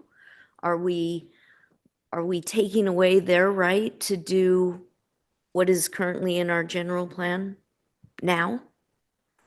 Well, I think to conversation that Supervisor Parlin brought up earlier is, we want to simplify the process, particularly if it's an administrative permit, and be very clear. If you submit a complete application, it's going to take us, X days to review.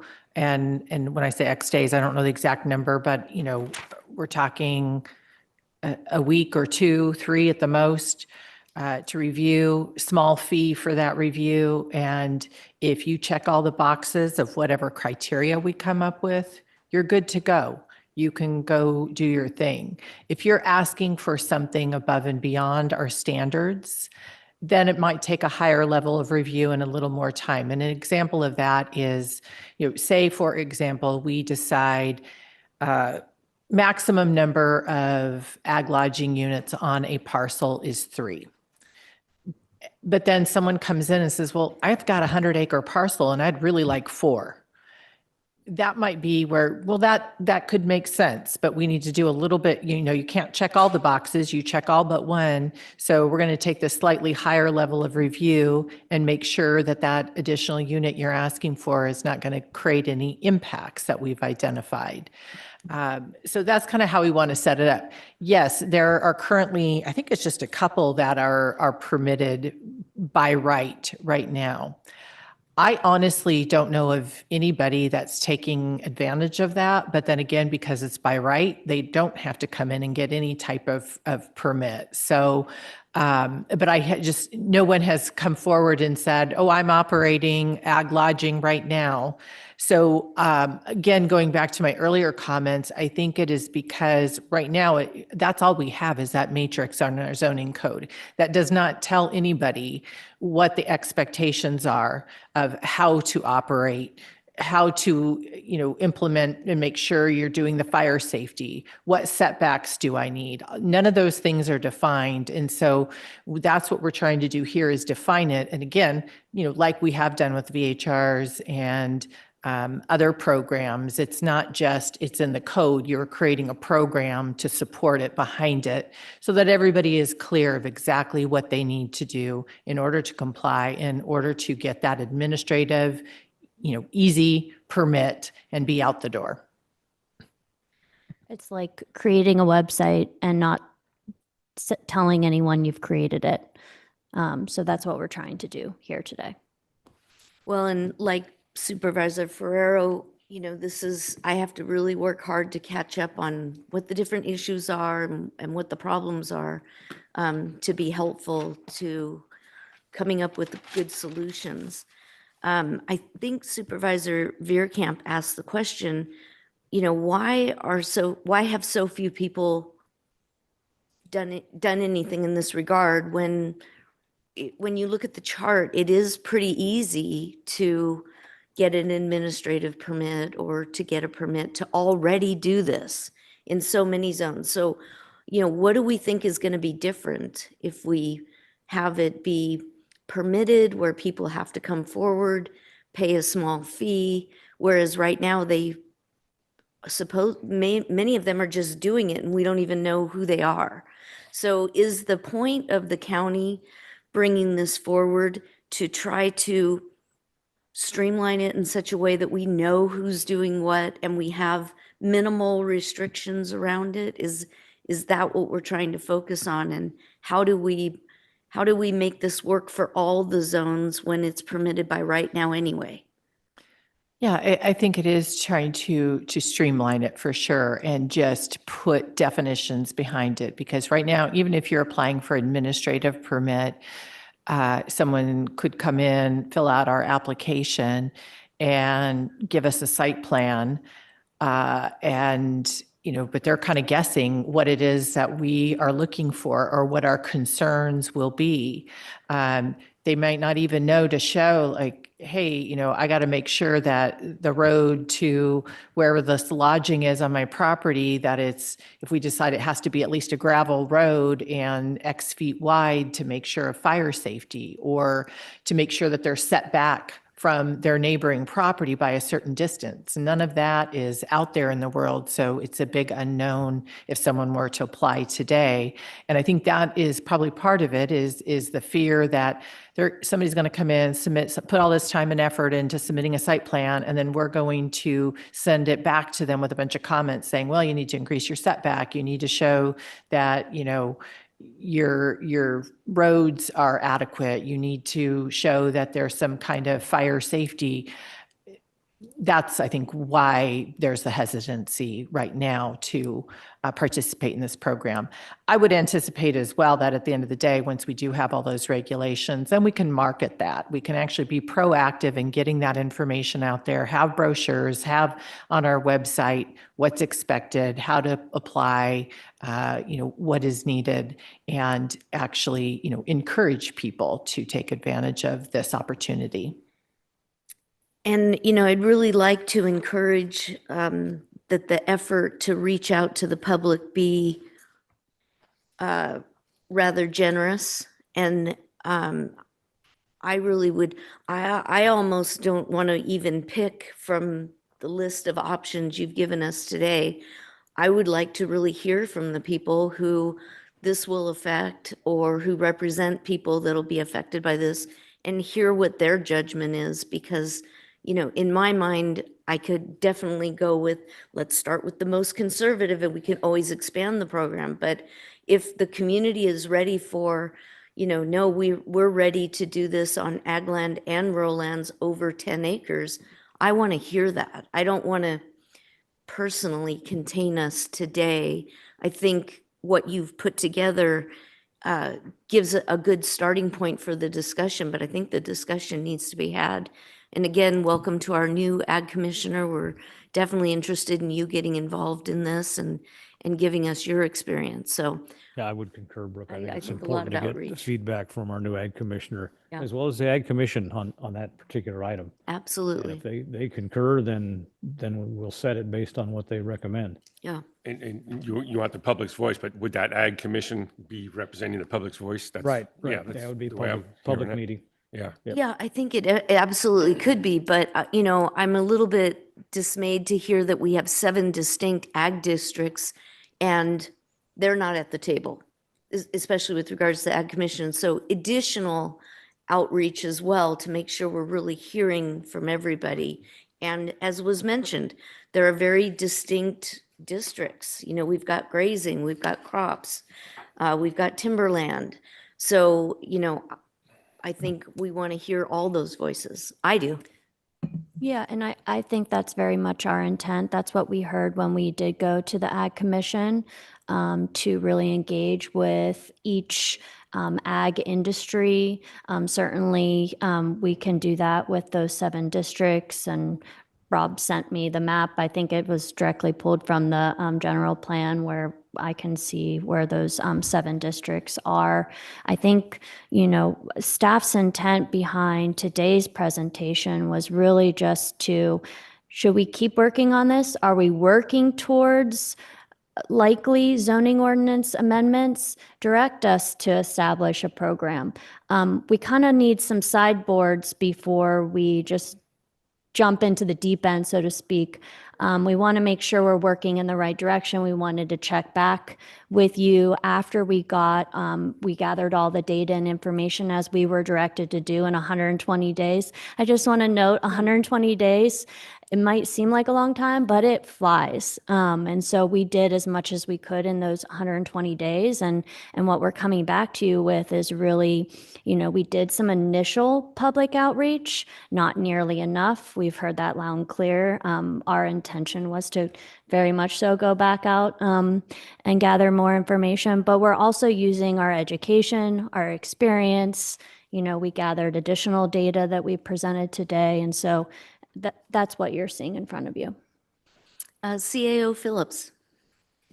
Yeah, so just trying to help out and make sure that staff has some clear direction. What it sounds like I'm hearing is maybe we're not ready to talk about acreage limitations and those types of things today, and maybe not even zones, the ag zones in the matrix. But as Ms. Graybill said earlier, this matrix really could be the foundation that we're building off of. So what it sounds to me is potentially we need to spend some time first defining what agricultural lodging is, what each of these things in the matrix is, before you feel like you can talk about where you want those activities to occur.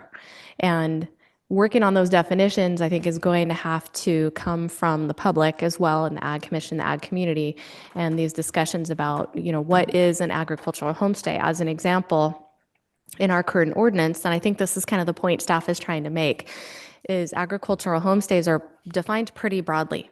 It says, for example, the use is limited to a maximum of 3 guest rooms for up to 6 guests at any one time. Does that mean 3 guest rooms in one house? Does that mean you can have 3 cottages? I think that is not clear, and those are the kinds of things that potentially we need to flesh out before you can start deciding, how many acres are appropriate to have 3 separate guest houses and situations like that, number of guests. So I think there is more work to do with the public, but staff is looking for generally, do you want them to work on this matrix, start working on those definitions? Do you want to include low impact camping in one of those definitions that we might flesh out without deciding today in what zone it might be allowed, but working on fleshing out the addition or the definition? So I don't know if is that helpful? Yeah, that's helpful. That's super helpful. And I think just to maybe put it a different way, this is the way we've been viewing this is like a pre-ROI. Like, we don't quite know exactly all the tweaks we want to make. We're not ready to make the exact, that resolution of intention, that formal recommendation, because we need to engage with the ag community more, as noted. But this is sort of like a pulse check with the board, a pre-ROI, if you will, to just try to get direction. Do you want us to go down this road? Do you want us to continue working towards that? With acknowledgement that we need to, obviously, we have a new ag commissioner. We spoke with her on Friday. We need to re-engage with the ag commission, the ag community, the 7 districts, the neighbors. So there's a lot of work ahead of us, but pulse check pre-ROI. Other comments, questions? No, I think it's important that what we've talked about on the camping side, staff always can be working on gathering information there, but right now, I think it's at least I'm getting Yeah. the understanding that let's get this done Yeah. and done, quickly with the right information from those involved. I mean, just take TPZ for example. So who are you going to reach out to? Well, the bigger landowners, Forest Service, Sierra Pacific, and then the private landowners. So we haven't went out and talked to those folks yet about what they want to allow or not allow on their property. Highly unlikely there's going to be any VHR type of hosted rental or anything else on those lands.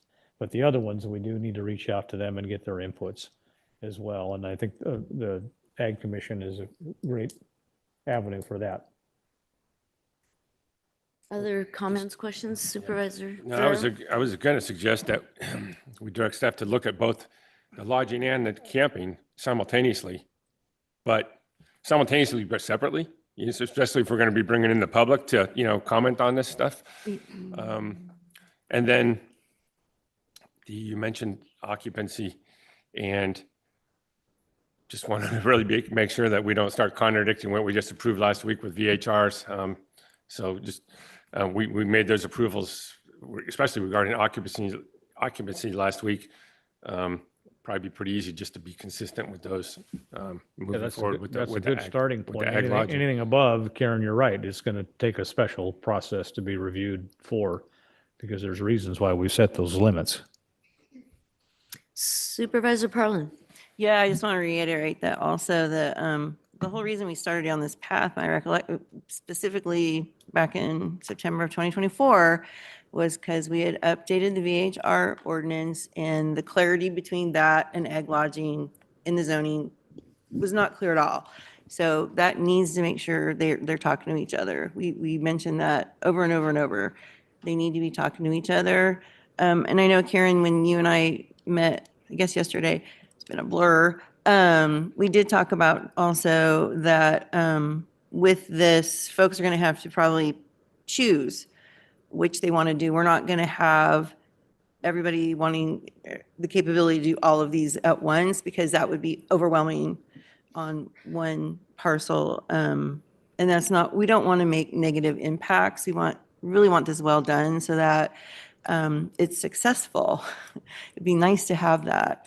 And then the other thing, I'm just going to throw it out there, is in my mind, the reason that 20 acres kind of made sense as a starting point is because of if we are going to stick with primary use of being the minimum crop size of 5 acres. And then you also must have the residents and, primary residents there, add a couple outbuildings, is going to get really squishy on 10 acres and maybe a little over impacting. So it just seemed like 20 was a nice place to start to get something done quickly.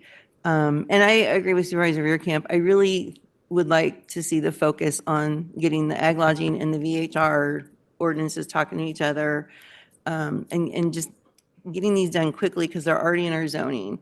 And there's obviously a want for this, and I'm concerned about asking staff to do parallel paths with the camping and the ag lodging at the same time. I know you guys' resources are limited, and I know when we ask too much at one time, it gets a little, and then we'll still end up taking forever. I guess that's my point, is like, let's get one done as quick as possible and focus. You'll hear about camping along the way, sure, gather those notes, but let's get the ag lodging and the VHRs set up for success would be really lovely. And maybe I'll just ask this question of clarification as well, and that is, when I look at what's before us with regards to low-impact camping, I don't see why that needs to be separated from everything else that we're doing. So what is the nuance that makes my colleagues feel like those are separate things when I see them kind of as the same thing? Well, I got to comment on that. I think the biggest thing is addressing the, wildfires, could happen, especially people driving through different areas and be able to set up their campsite. If you look at all the different camping, that's out there, like Lake Comanche, you talk about all the Forest Services at Loon Lake and Ice House, they're blacktop. The vehicles park on blacktop, and then they have their tents in a different area. And that's some of the things that need to be addressed. How are we going to resolve that problem? Is it going to be gravel all the way?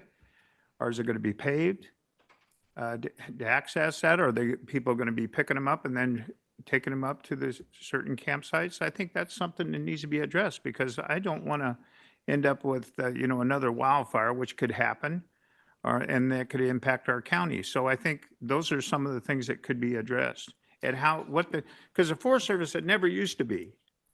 You used to be able to go over and camp wherever you wanted, but now they have a lot of restrictions and stuff, and they have a camp host. So I think it's something we could look in and see what their model was and how we could put that in place. Other of my colleagues chime in on that? I would agree. It's a little more complicated. And, sometimes when you just say, hey, go camp, people have their own interpretation of what that is. And I'd like it a little bit more structured than that, mainly for the protection of our residents as well as public safety. Yeah. Unfortunately. Yeah. In this day and age. Now, there might be some places that already meet all that criteria, but there needs to be a process that we would evaluate. Okay, well, thank you for that insight, Supervisor. With the ag lodging too, you're talking about ag properties that might already have secondary buildings. I mean, that was so common on ranches to have secondary buildings already there waiting for this clarification, to be able to use them with a permit. So that's all good. So that was another thing that, we've kind of fleshed out, I think, in a conversation, Karen, I can't remember. But, that there's properties out there already with the buildings waiting for some kind of permit for use to lodge folk and host them, So it should be a little bit more straightforward. The camping one, I do think, just because El Dorado County is so fire sensitive, we just are, it's going to actually need a lot more thought, and the where it even should go. Maybe it shouldn't even be on ag parcels. Maybe it should be elsewhere. Maybe it should only be in certain parts of the county. I don't know, but I think that the camping really needs a bigger look.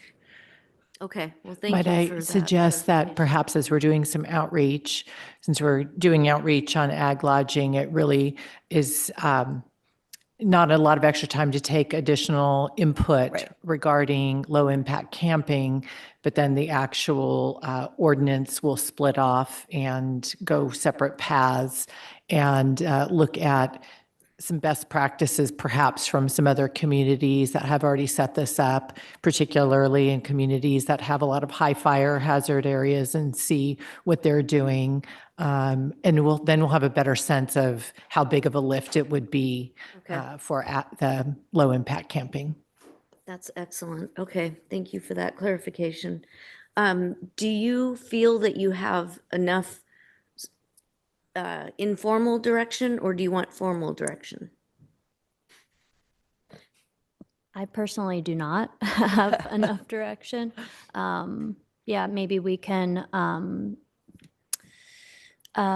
Kim, would you mind just pulling up the slide again, potentially? And then I can also, I have a Word document that I could pull up, but maybe first we can just start with the slide. Page 18, the last slide in the deck. Sorry, Kim.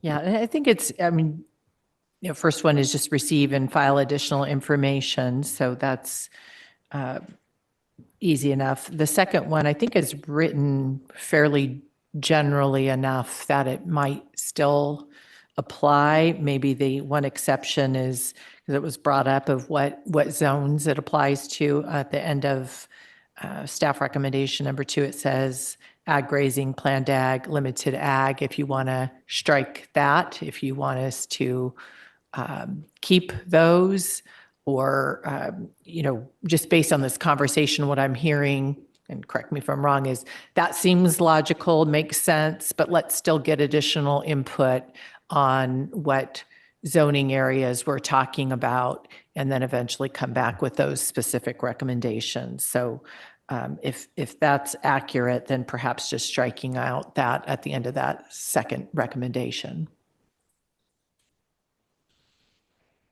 I have a question, Karen. What's the, in the zone ordinance, when you talk about ag zone properties, very clearly, agricultural endeavors are supposed to be the primary use. What's the primary use of rural lands? It's not the same. That's a good question, actually, something to look at of how, if that's defined differently for rural lands. Because I think that at this moment, I mean, our focus really is to be helping our ag producers. And so I just feel like that's makes it easier to focus on the ag lands right now. So maybe that's something to flesh out in all of this to make it make more sense. Yeah, I mean, to your point, like if you look at the definition of like the timber zone, it's very specific of what that is, what it means, how it's supposed to operate, right? All those things. And it is, I would say, quite a bit different from the other ag zones. So point taken. Yeah, so that might make it easier if we look at that intention, what its purpose is in the zoning. Maybe it will make it easier just to focus in on the ag zone. But that would be a good thing to explore. And again, to me, it's just to make it, I'm just trying to help this along more quickly, to be honest, to help those folks that are wanting this secondary source of income, to supplement their ag production. That's my understanding, the whole goal of this. So the more we can keep it, simple and focused, I think the better this will go. And you can always expand later, to your point. But and if we were to, let's say, just stick with the kind of the starting point that you had outlined earlier, and you get the ordinance updated and all that, how hard is it to then amend it to increase it later? It's not as difficult. I think that's a lot easier. It would Right. certainly be harder if we started large and then something didn't work, or it was too overwhelming, and then to scale back, because at that point, people have already invested in Right. this. So we don't want to do that. Okay. So again, I'm just trying to help it be focused so it can move more quickly. Other comments, thoughts? Somebody want to take a stab at a motion?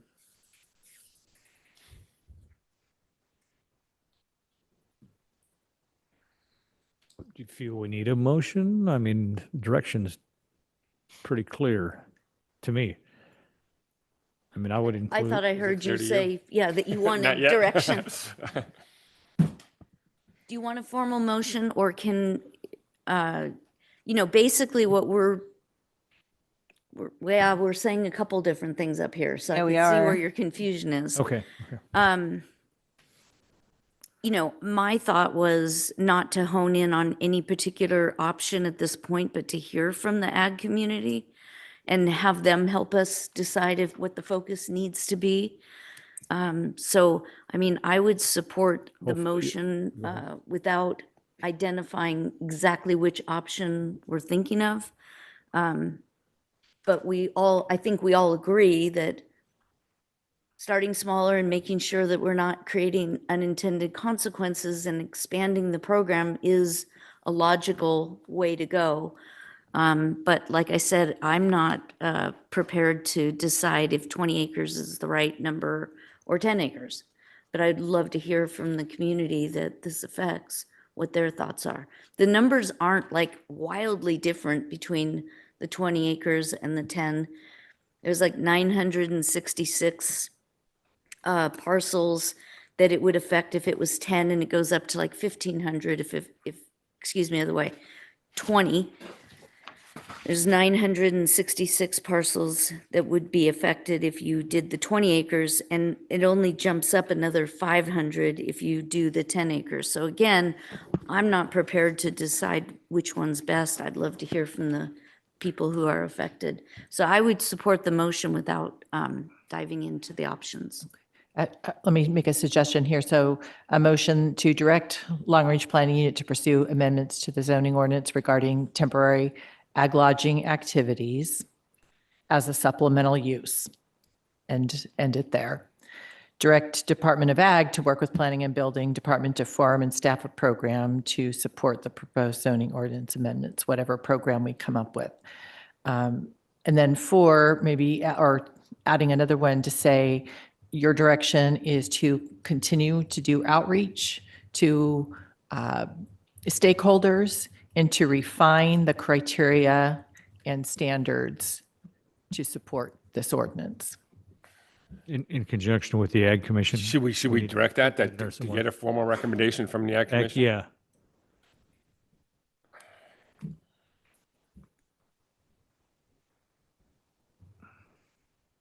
Typing as fast as I can. You're doing well. I would have been backspacing by now. So is it fair to say that staff will work from the existing matrix in the ordinance Yeah. code? And because I just want to note that because it does include rural lands as a zoning where these activities are allowed. So at this point, we're not looking to narrow that. We're looking to refine the criteria, come up with some definitions, get more feedback before you come back and consider whether you want to revisit the zones where these activities are allowed. Is that fair? I think so. A little confused on item 2 of staff recommendation, not here, but on the presentation. Lodging activities as a supplemental use on land zone as ag, grazing, planned ag, and limited ag. Just so that, does it currently have to be a supplemental use, or any ag related zoning it's permitted?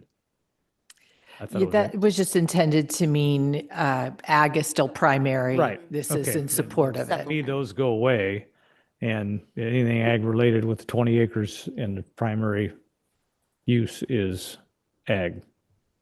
Okay, then I think we're there. I do. So if that's Karen's motion, I'll make it. Just real quick, pausing. I just want to understand low impact camping. Are we including that as highlighted on the screen? Or are we? Excluding camping at this point, in my opinion. Yeah, we were going to Or take it bifurcating out. them. So thank you. Hold on, please. Just let us work through this. I think what I'm hearing is we're taking out and low impact camping in number 2, but I would recommend a number 6 where we say gather additional information on the benefits of low impact camping.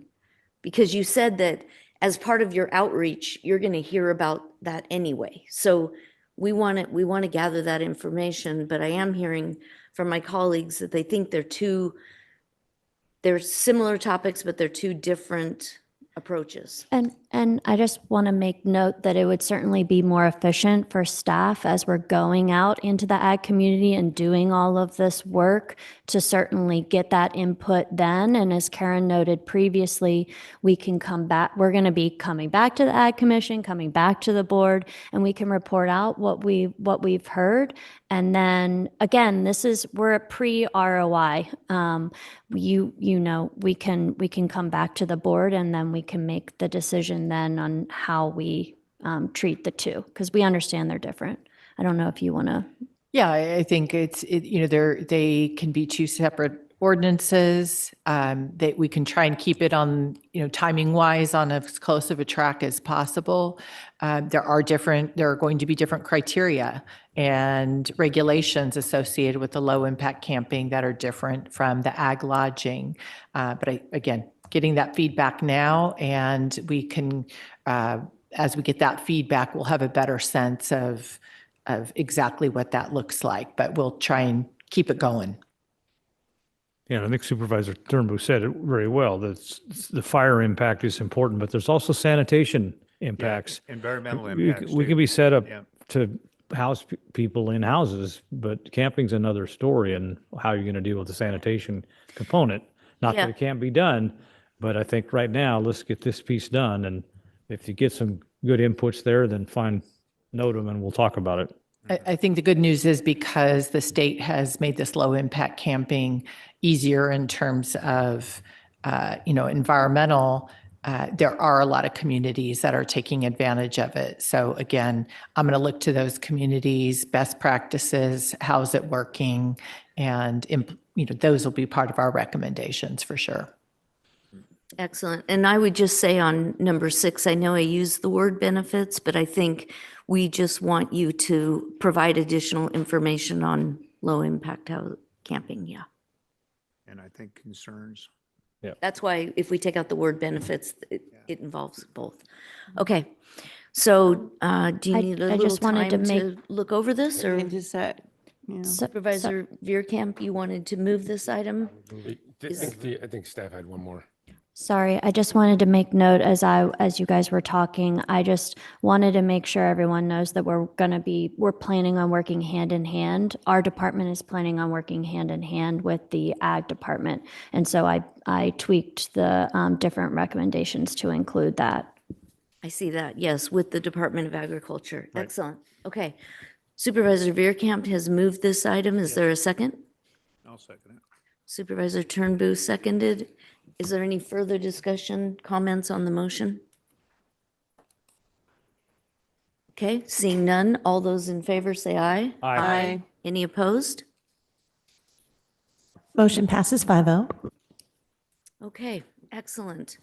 Thank you. Thank you. Thank you. Thanks, yeah, thanks, Karen.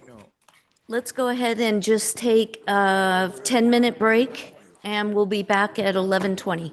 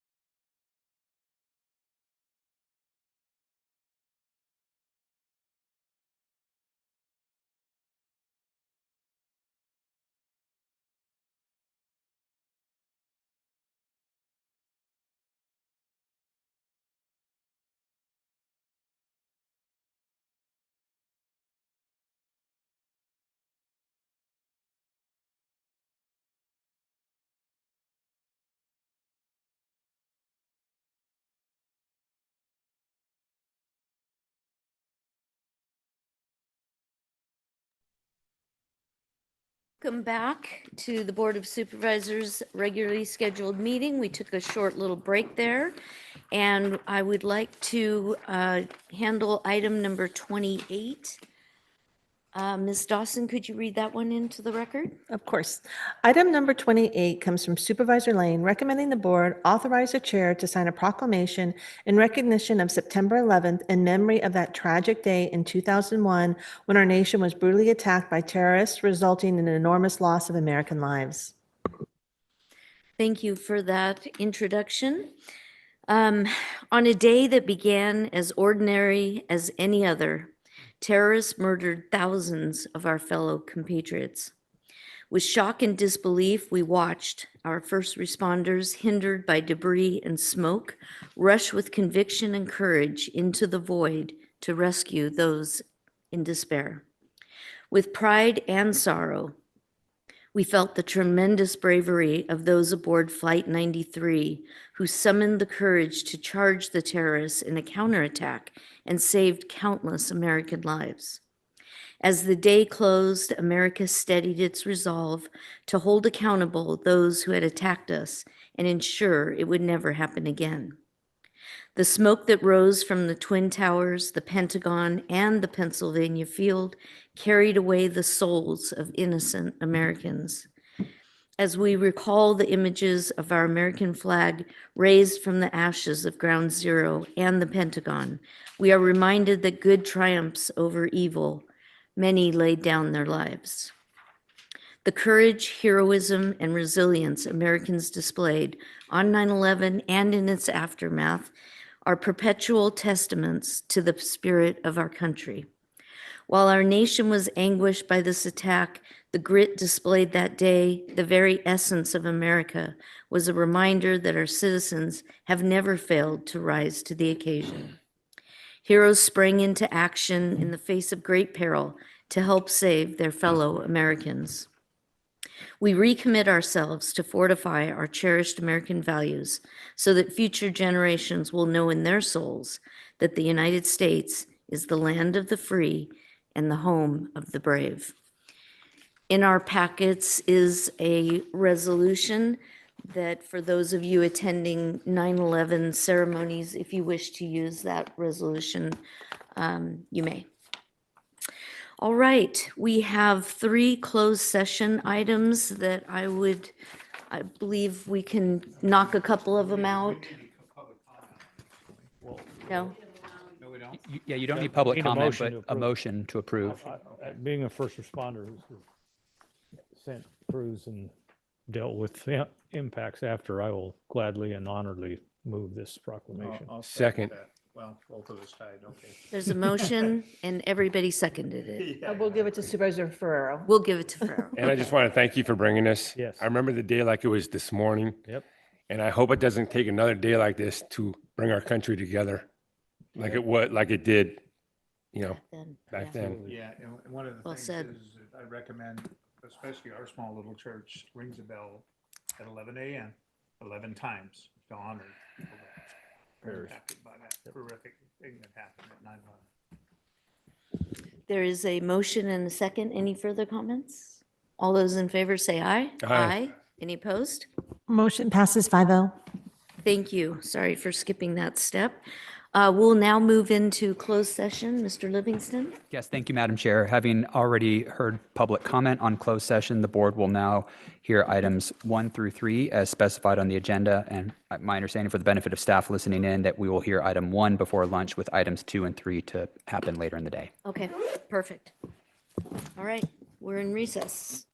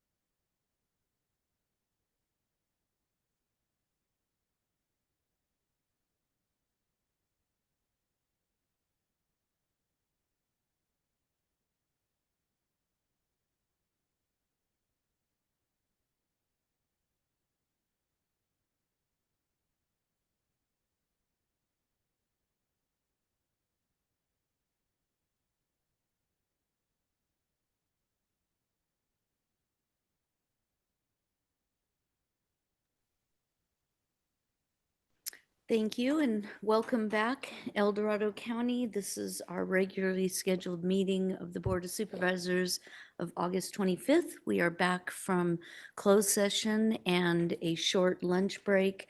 County Council, do we have anything to report out?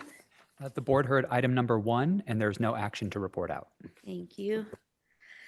All right, let's go ahead and move into open forum. Ms. Dawson. For public comment, each speaker will have 3 minutes to address the board. A timer will alert you when 30 seconds remain and again when your time has ended.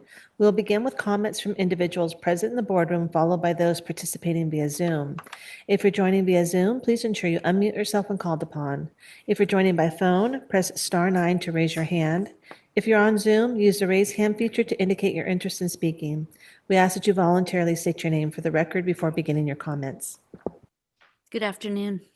Hi, good afternoon. Kelly Nalavaya, District 1. I'm here in honor of Overdose Prevention Day, which is August 29th. So I want you all to do something with me, and I'm going to encourage the audience, anybody watching, to do the same thing. Just follow along. So on the count of 3, I want everybody to hold their breath. 1, 2, 3. Hold your breath. So right now your brain's probably thinking, I got this. Yeah, I'm holding my breath. Your brain hasn't told you you are lacking oxygen quite yet. Some of you may be starting to feel a little bit of the sensation of your brain saying, I might need to breathe here. Some of you have a little bit more capacity and a little longer. This isn't a time to let yourself pass out. If your brain says breathe, breathe. The longer it gets, the more your brain's saying, I think I really need to breathe.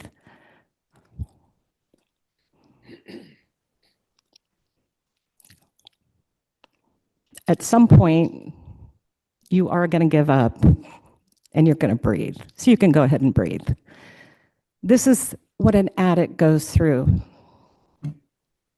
over and over and over when they try to reach sobriety. They hold their breath, they get sober, they know they can do it. But again, their brain eventually says, you can use, it's okay. I'd like to talk about a young man named Dakota who died in Placerville about 2 weeks ago on the streets. He was 24 years old. He was a son, a brother, and a very well-loved uncle.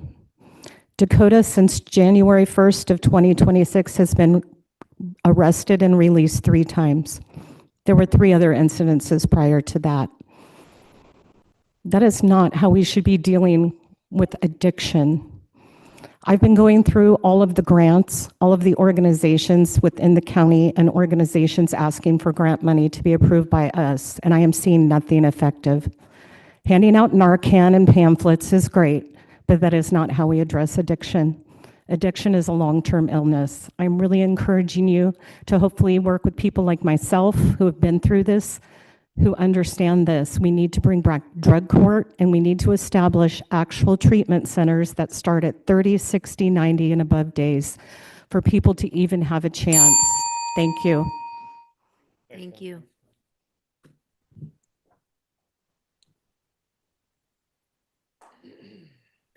Welcome. Good afternoon, Board. Michael Rinaldi, Farm Bureau. Just kind of a reminder that it is harvest season for farmers. So since we have had an item this morning, I thought I would take the opportunity to visit you again at 1, since I've pretty much given up the day. I have 3 items not on your agenda. I hope I can get through some of them. First, transit occupancy tax and the relationship with your B16 policy that distributes 55% to the West Slope, where rightfully it is mostly generated, and then 28% for the rest of the county. You know, the solution and the answer to that isn't really the policy. It's increasing the West Slope contributions so that they're more equal. And that's what I'm here to discuss. Our 10% TOT collection is woefully short considering the region that is more at the 14 and 17%. In order for us to change that, it's likely going to take voters. And I want to remind you, as I did last week, that the community of voters that are most likely going to participate in that, probably on social media, which is not my favorite place, is they're foot soldiers in that process. And so we need to be mindful of how we embrace those community of people, because if that's ever going to happen, it's going to require their help. I also want to remind you that overnight visitors can take traffic off the roads. And here's how. So, I think the Camino area where we have constrained roadways and constrained parking, have an overnight visitor, you don't reduce the number of vehicle trips, but you certainly reduce them on peak hours. And that's something very significant. It's a discussion we're not having. It's something that we can model and determine its effectiveness. So while you're thinking about overnight visitors, think about how it impacts our traffic on peak hours, particularly in those 4 months out of the year when it's really critical. And lastly, I want to address agricultural districts. Like water, they cross political boundaries. The agricultural districts are areas in our county that have been mapped and adopted with our general plan that identify areas in our county that have soils of importance, federal, state, and local soils of importance. And so those maps are available. I know I provide them in most of my presentations. Thank you. Thank you.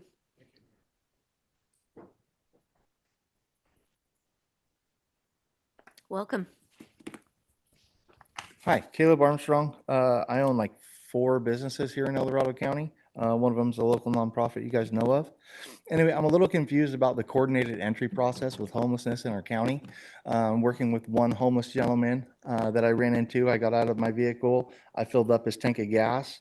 I gave him a full-time job. He's got a pregnant wife in his car. I got him housing for 12 days. I got him an RV space, and I got him a fifth wheel for $1,500. And I took a family off the street. And when they were going through the coordinated entry process, they were froze up and they weren't able to get housing or security because they couldn't bill their insurance. And I looked into it further. They could have billed their insurance had they taken time and more information. Point being is that through self-sufficiency and providing a transitional job, I got this gentleman off the street. He qualifies for less welfare. I'm pushing him towards self-sufficiency and self-sustainability.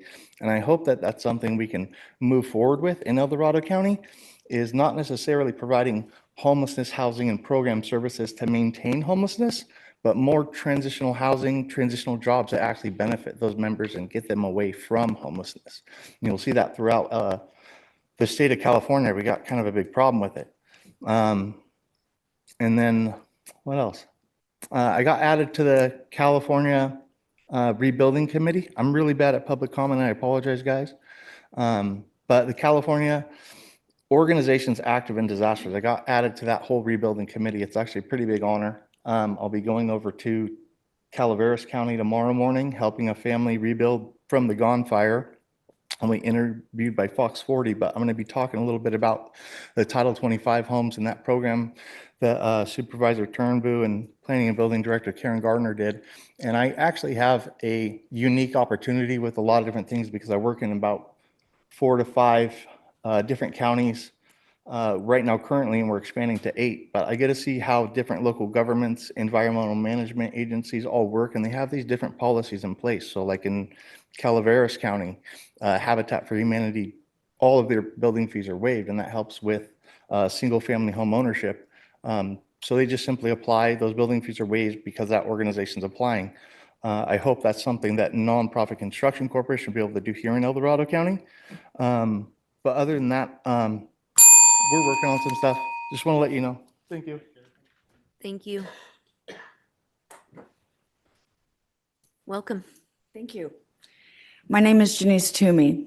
I am a 25-year resident of El Dorado County and a burnout from the Grizzly Flats. I'm still on the fifth wheel. The reason I'm here to talk to you today is because at the Four Corners just a few days ago, there have been some cameras placed. George, you said on the interview that people don't trust government and that it's sad. No, I do not trust government. Breach of trust. Trust to me is knowing that somebody is not going to intentionally hurt me. You guys are all, the supervisors are in a situation of a higher position of trust. When you go on vacation, if you went on a 4-year vacation, you would tell your friend, give them your money, give them your keys, tell them to pay your bills, your taxes, do whatever it takes. What if you came home and they had not only liquidated your assets, but spent the money that you gave them conservatorship over, trusteeship? You guys are trustees. You came home to find out that they liquidated and spent your savings on a Lamborghini. That's a breach of trust. You're in a position of trust. I don't remember being told about these. Now, I know they go up, but you have misused and misappropriated our funds and used these funds against us. My understanding is that the cameras not only take still shots, but they take your cell phone data. That is a breach, not only of trust, but the 4th, the 5th, and the 14th Amendments who talk about due process. Our cell phones, okay, we are supposed to be in safety in our place, our home, our property, and our cell phones contain all kinds of stuff. Now, a breach of trust. I believe that it is time to reconsider who we trust in our position, in your position. Perhaps maybe it's time to look at the bylaws and look at a recall process for each and every one of you. As for the police, the sheriff, the highest position of authority in this land, and they have lied to me. They have a permission to lie.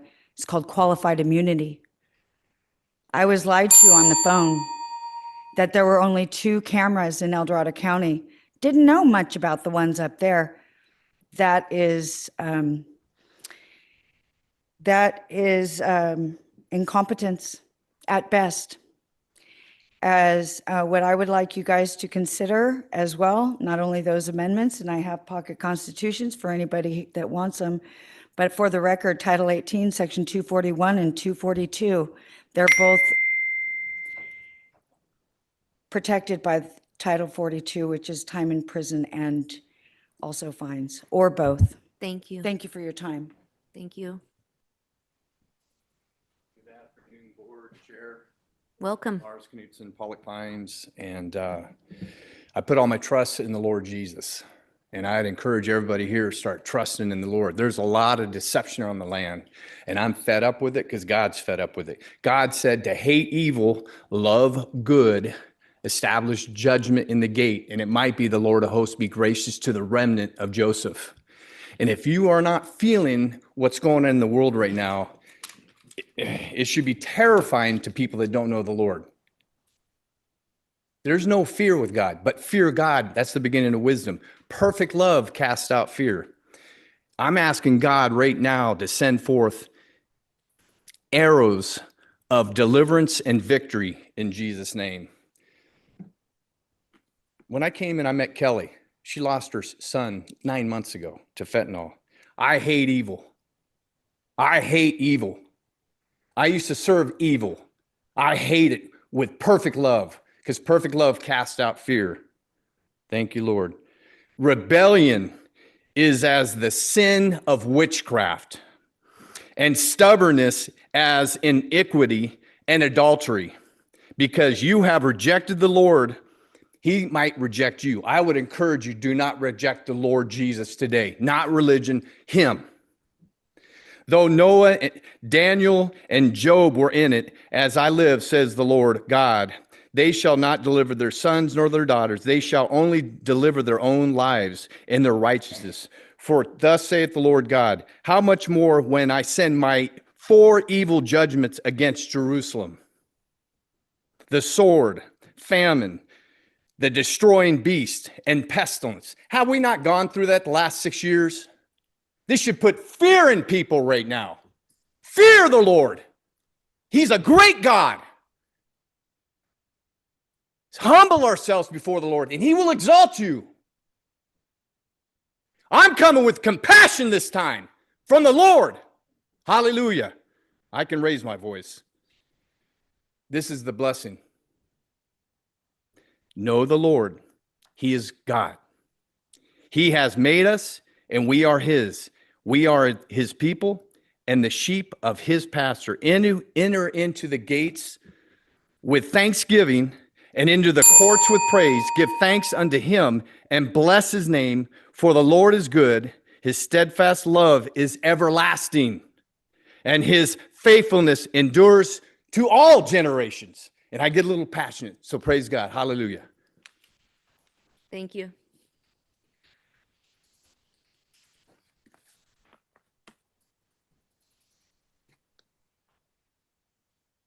Welcome. Hi, I'm Mac, R.W. McNeil, Grizzly Flats. For a change, I won't be talking on that issue. I'm here because the flock camera issue, or whatever, security camera, whatever you want to call it, also known as license plate reader cameras. And that's why I wanted to tell you a story. Many years ago, 15 or more, 20, I don't know, years ago, I got a ticket in the mail. It was for running the toll booth on the Golden Gate Bridge. I hadn't been in San Francisco in years. So I tried calling and everything and saying, hey, and all I got was, how are you going to pay? I got a friend of mine take a picture of the back of my car showing the plate on my car compared to the picture they had sent me. You could see entirely different vehicles. Mailed that in, kept calling. Still, all I got back was, how are you going to pay? When I went to DMV, because then they said I couldn't renew my registration. They said, what can I do about it? It was, we have nothing to do with it. Tough luck, but we can't renew your registration. I went to CHP, officer there said, we can't help you, but he says, I can tell from looking at this picture what happened. The bracket on that plate, the offender's plate, the bottom lead of the letters were covered. You couldn't tell if it was an E or an F or a T or an I. He says, we see this all the time. And so I've pursued it some more. Who reads these things? Oh, it's an outfit in Chicago. So you can't talk to them. And I said, well, who do I talk to? And they said, well, there's a building that was mailed from a building in San Francisco or somewhere. They said, they've got a steel door and concrete walls with no windows, and don't even try to get in. They don't accept visitors. So then I said, well, where's a court I can go to? There's no court. They said, it's not a criminal thing. No, you're going to say I can't register my vehicle. You're saying I'm illegal, but there's no court. There's nowhere to go. So when you start putting these cameras in and think you're going to help things, be careful what you're doing. I mean, you've got to have recourse. You've got to have a way for people to stand up and say, there's something wrong here. And the system then didn't allow for that. I don't know now. I even asked politicians and they all go, oh, we don't know. So it'd be nice if somebody knew something around here. Thank you. Thank you. Please hold your applause. Thank you.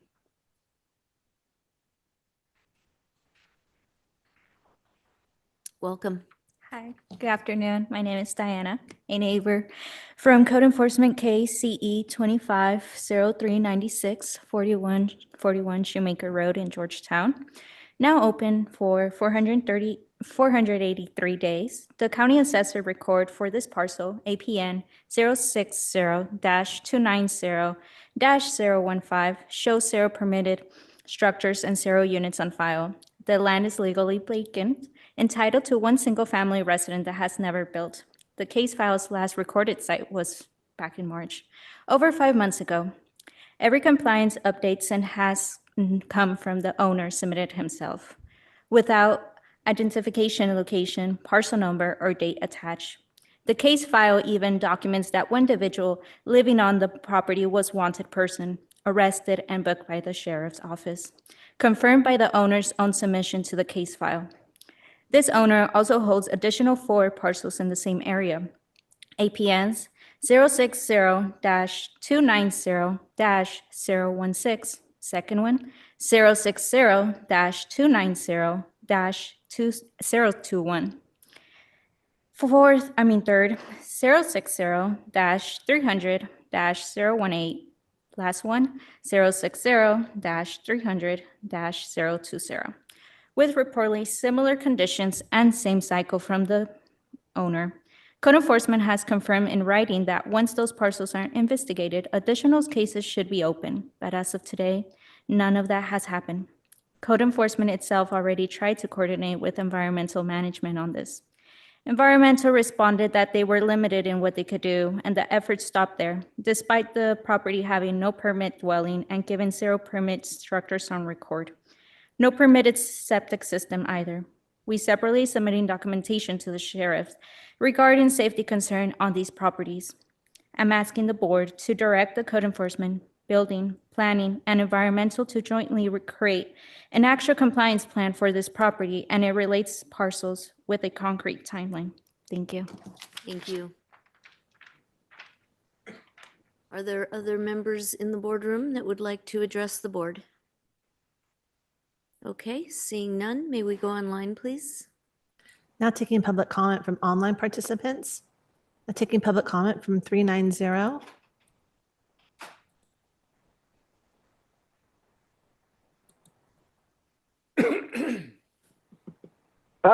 Good afternoon, board. Little slight delay there, but Ken Greenwood here from the Triple Junction, headed out to see the Giants hopefully win a game tonight. We're on the road and we've pulled over. It's safe to talk. Anyway, no on Town and Country. Just went there the other day again, and the roadway has been partially cleared, but the upper part has not. We need that for some fire access, but we don't need it for a sewer outfall for the Town and Country project. Item 2, I don't have my notes with me and I apologize, but this idea of flock cameras, and I asked last week, how many do we have? I don't think we've got an answer to that yet. I would like to maybe get some response from Ms. Lane's office on that. I would appreciate it. And anyway, I'm going to go watch the ball game. I think, anything to say, Esther? Nope. She's good too. She's also a District 5 person. Anyway, thank you very much and have a great day. Thank you. There's no additional public comment. Okay, well, thank you to the many commenters that brought subject matter to before the board. It's good hearing from each and every one of you. We're going to head into our time certain hearing, which is item number 30, coming from Planning and Building. I'd like to go ahead and open the public hearing and ask the clerk of the board to read this item into the record. Item number 30 is a hearing to consider a recommendation for approval from the Planning Commission on Planning and Building Department Long Range Planning Unit proposed amendments to Chapter 130.36 of the zoning signs, and staff recommending the board take the following actions. 1, adopt the addendum to the county's 2015 sign ordinance, update final environmental impact report. And 2, approve an ordinance adopting amendments Title 130 of the El Dorado County Ordinance Code relating to limited use of digital signs in El Dorado Hills Community Region. Excellent. I'd like to welcome our planning and building team, Mr. Purcell from Senior Planning and Ms. Graybill for our manager for Long Range Planning. Welcome back, Ms. Graybill. Take it away. Thank you. We should have a presentation queued up here.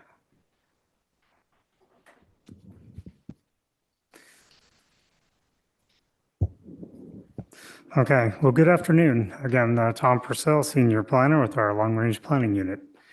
So the project before you today includes a limited set of zoning ordinance amendments related specifically to digital signs in the El Dorado Hills community region. For the benefit of today's viewers, today's hearing materials include the following Legistar attachments. We have our draft environmental document, the EIR addendum attachment A, our red line draft zoning ordinance amendments under attachment B, clean zoning ordinance amendments attachment C, a staff memo attachment D, and then a copy of today's presentation is added as attachment F. As of today's date, staff have not received any public comments for this item. Next slide. So as most folks may recall, the board recently adopted a broader sign zoning ordinance amendment package which banned most digital signs in the county. After adoption, staff realized that the digital sign limitations were too narrow. And based on board direction through an ROI, staff have been working to remedy this issue over the past several months. The draft zoning ordinance amendments before you today are based on direction from the board's signage ad hoc committee.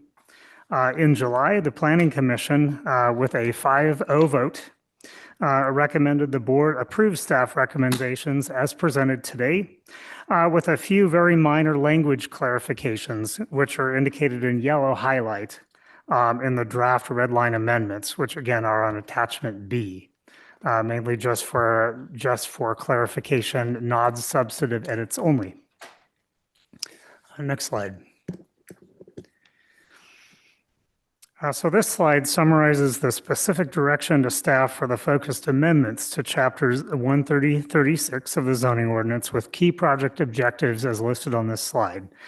As noted earlier, general direction was already provided to staff through the ROI process, and then this exact recommendation was also approved by the board signage ad hoc committee. So that is, these are the amendments moving forward as previously recommended by the ad hoc. Again, to limit new digital signs to the El Dorado Hills community region, not disallow any signs visible from US Highway 50, and to require digital signs be site-specific and subject to public review through a uniform sign program. Next slide. So a little bit more detail. The proposed amendments before you today are to, firstly, allow digital signs in the El Dorado Hills community region only, and with the following strict additional limitations. The first, so again, digital signs would be prohibited from visibility from US Highway 50. The second, freestanding digital signs would be required to be oriented to minimize visibility from outside a commercial center. And thirdly, digital signs would be limited to digital directory signs, and freestanding signs, and directory signs would only be legible from adjacent residential uses. For example, clarifications added to the amendments were regarding font size. So the minimum font size necessary to be legible from adjacent residential uses, but not beyond. Next slide. So for more detail for the amendments, the proposed digital sign amendments also include other limitations as shown on this slide, such as number 1, restrictions on sign type. We're allowing freestanding and directory signs only. We're not changing the ban on any other types of digital signs for El Dorado Hills. And the second item is to allow restrictions on the size and maximum number allowed based on the floor area of a specific commercial or retail center. That would not include parking. So the details are shown on this slide and also in table 130-36-070H1 in the ordinance redline edition, and also referenced in the staff memo. So just to be clear, these amendments would only apply to the larger shopping destination projects in the El Dorado Hills community region. Just on the staff's anecdotal knowledge, there would be only approximately 3 existing shopping centers that would even qualify with with greater than 110,000 square feet of gross floor area or more. The largest of those 3 would be the El Dorado Hills Town Center East, which has around a million square feet. of square footage.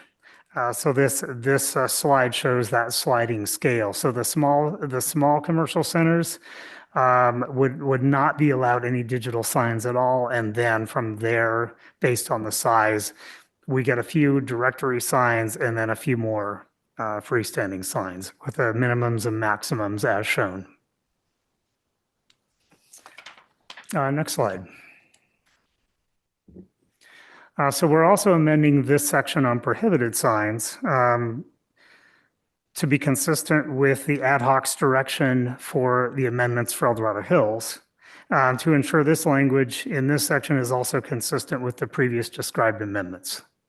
So this slide summarizes the amendments to section 130.36.090 to be consistent with the previous amendments described above. So again, exempt signs must follow all the new and existing requirements as it's illustrated above. And also digital signs must be approved under a uniform sign program. Next slide. So regarding the next steps, if the board was to approve the proposed amendments today, these changes would be effective September 24th of this year, in 30 days. Next slide.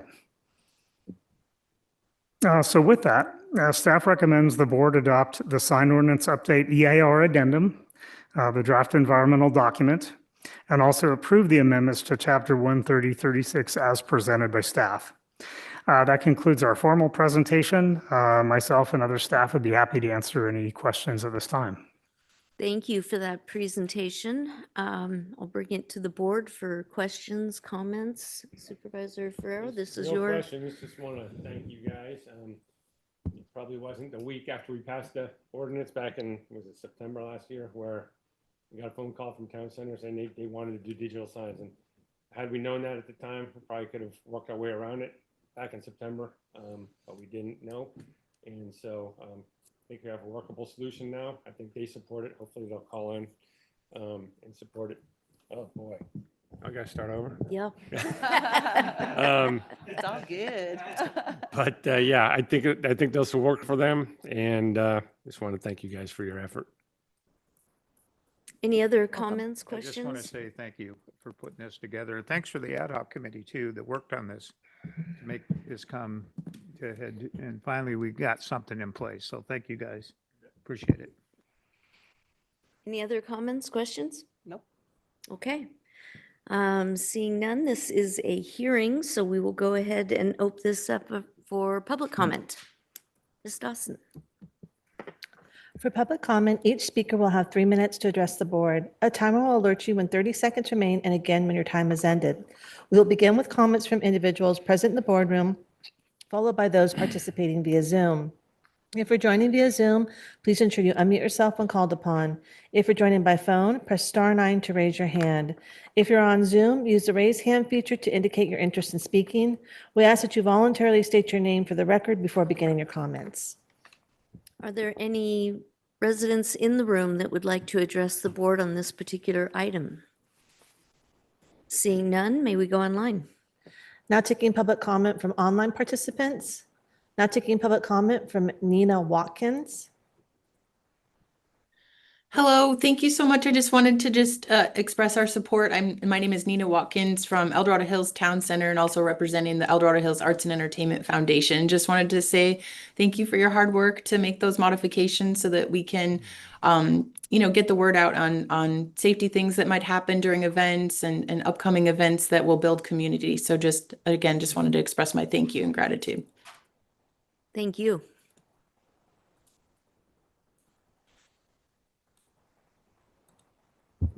There is no additional public comment. Okay, we'll go ahead and close the public hearing and bring this back to the board for further deliberation or action. I think it should be action up to the ad hoc committee to make a motion all on right. this. We can do that. I thought you guys would want to do it. It's in your district. So. Well, no, that's fine. You guys got the ball going. So guys got the you ball guys going. go ahead. I don't care. Recommendation from the ad hoc get committee paid is by to the approve motion. this with which much thanks to staff for working through it.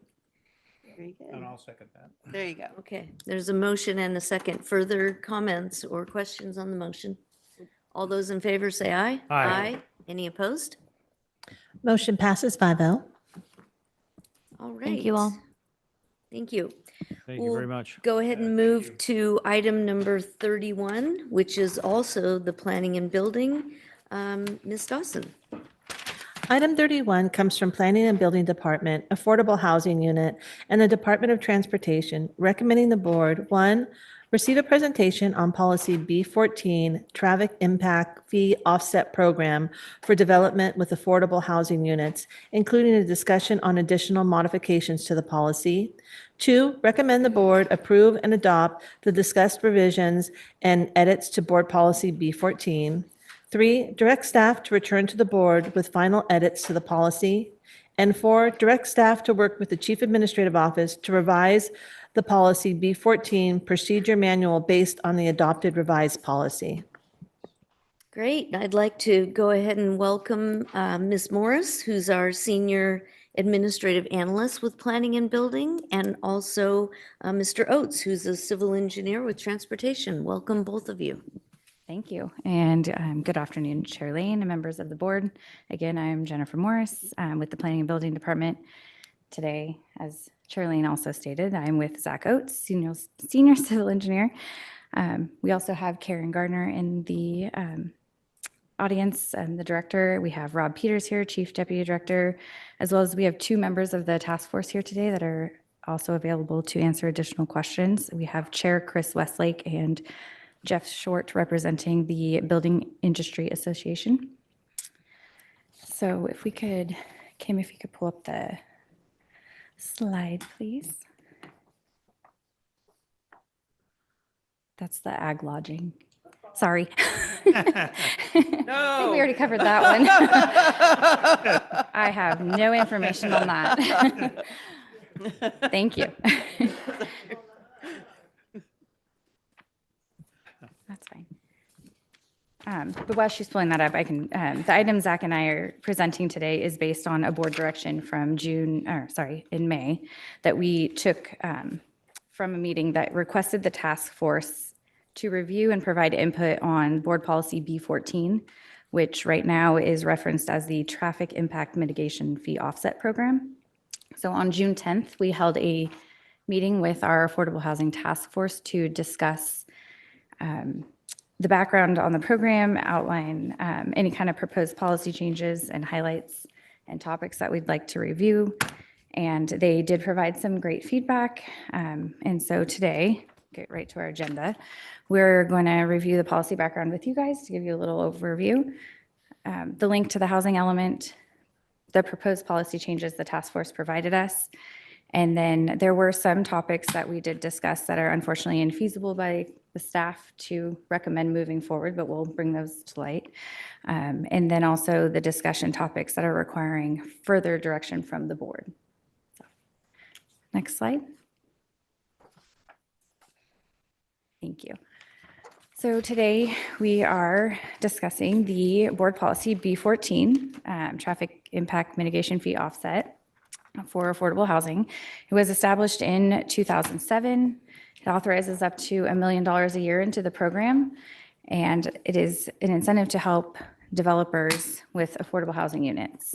Let's see, only is for the unincorporated, obviously, areas of the county. We do not offer this to any city, anyone in the city limit jurisdictions. It calls for project cycles. So right now we offer 2 cycles a year. They open in July and January. And right now we bring those to the board for applicants if we are to refer them to you for approval.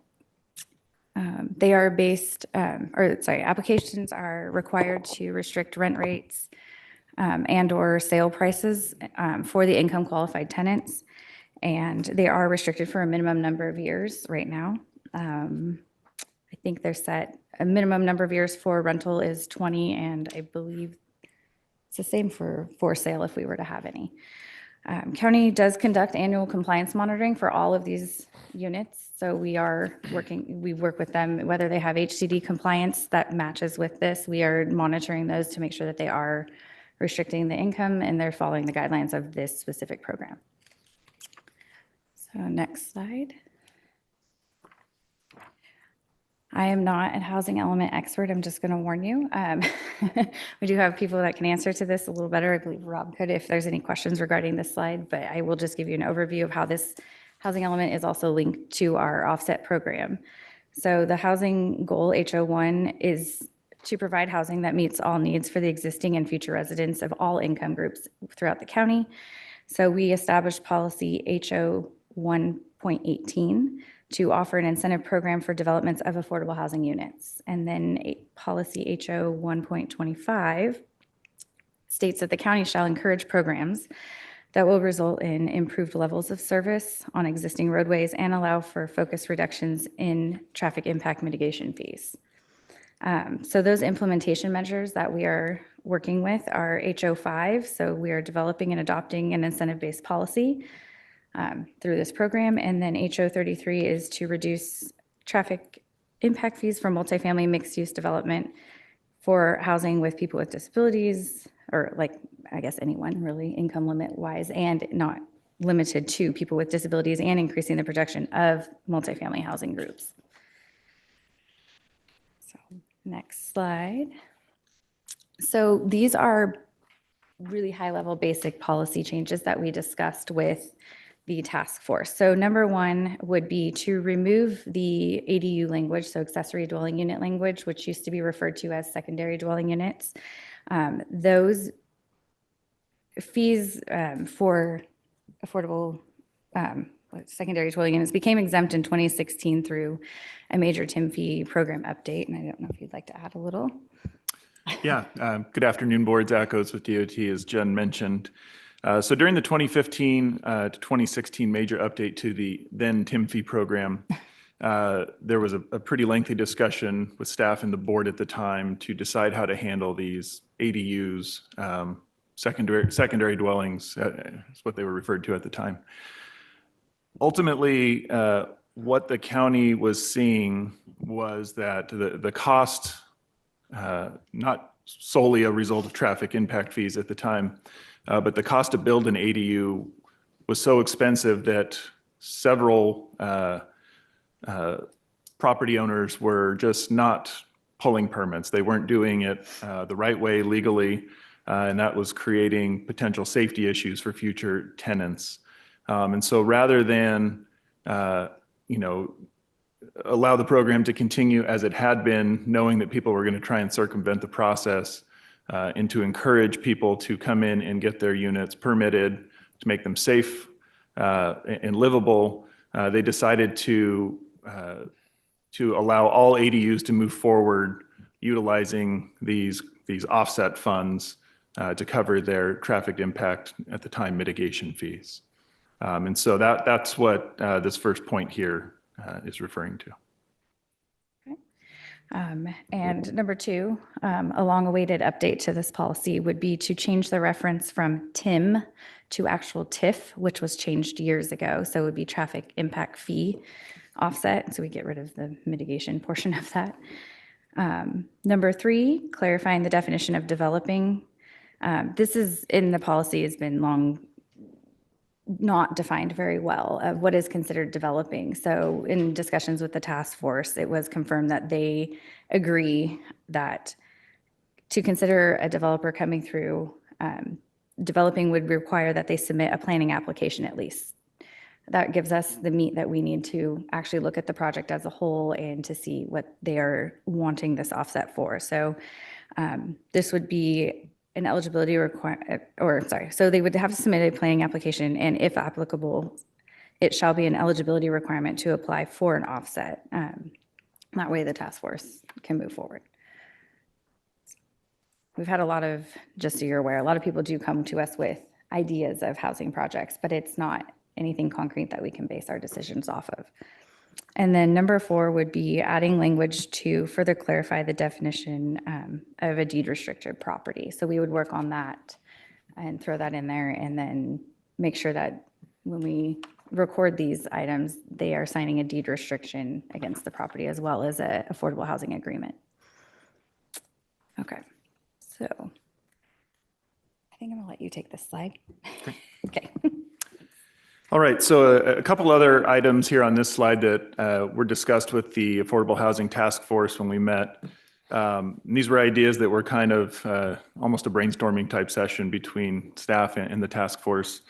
As you might remember from our last major update to the fee program, we utilized grant funds within the TIF program to account for external trips or vehicular trips that both start and end outside the boundaries of the unincorporated West Slope. So somebody that's, starting down in Amador County and is driving to Auburn, they're touching our county roads, they're contributing to increased traffic volumes, maybe worsening level of service, but they're not using our roads for any new development that has occurred in the county. So per the Mitigation Fee Act, we can't make the nexus to charge new development for those trips because those trips aren't a result of the new development.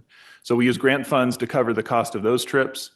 We have used grant funds at the direction of the board to provide fee offsets to both residential and non-residential uses across the 3 zones to bring the cost of those fees down. And then the third thing is our affordable housing offset program that we're talking about today. And that portion of the grant funding is spelled out as $20 million over the planning horizon of the fee program, or $1 million a year. And so one of the topics that came up during that conversation with the task force was, well, why don't we, instead of $20 million, why don't we set aside $30 million or $40 million in grant funding so that we can award more offsets to these affordable housing projects to bring in more of that type of housing? And the very short answer is, I think we would love to be able to do that. However, the grant funding horizon at the state level and at the federal level has changed fairly drastically over certainly the last 10 years, if not the last 5 years. And the amount of funding that the capacity increasing type projects in our TIF program that it is intended to build are just not eligible for the same level of grant funding that they were a decade ago. Based on our conversations with the Transportation Commission and the latest data and information they have available, I think the grant funding that we have programmed into the fee program now, which was discussed with the board a year and a half ago or so, is still accurate. And I don't believe that we would be able to increase our grant funding assumptions to justify increasing the amount of offset available. So that speaks to point number 1 here. There was also an idea to exempt certain types of single-family dwellings for certain income levels, to have them be exempt from TIF similar to the ADUs. And essentially what that's saying is, in the way that ADUs have their TIF traffic impact fees covered by these grant funds, why don't we just, as a blanket statement, say we're going to do that for all single-family homes of a certain specified income level? And the problem with that is that at $1 million a year, that doesn't go very far for single-family homes, on one side. On the other side, that would quickly get us into a predicament where we could be risking the fully funding of the fee program by blanket approving single-family homes from having to contribute to the TIF. Again, it gets back to that argument for the first point a little bit of there not being enough grant funding to cover those types of offsets.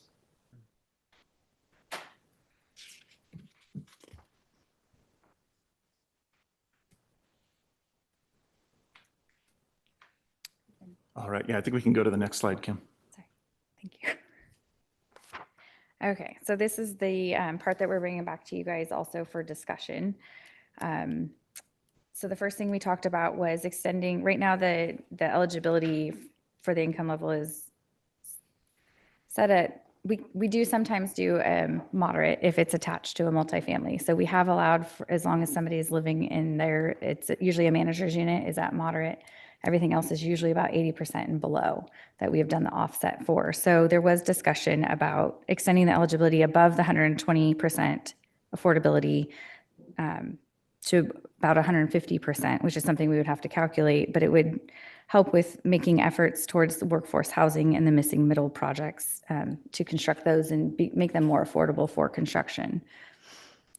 So that was the first topic that we discussed. So I guess, would you like to discuss these as we go through the next, I think there's 5? Or Yeah. would you like us to go through these and we can come back to each one? Maybe I can just kind of jump in here real quick, Jen. Yeah. So I think everything we discussed thus far, some of those high-level changes that Jen went through about updating the language around ADUs, the TIM fee to TIF references, and from slide 5, I think those are the changes that we have brought forward in the red line copy of the policy that's attached to this item today.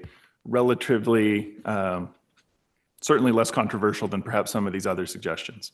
So we think that those could be brought forward and be updated today.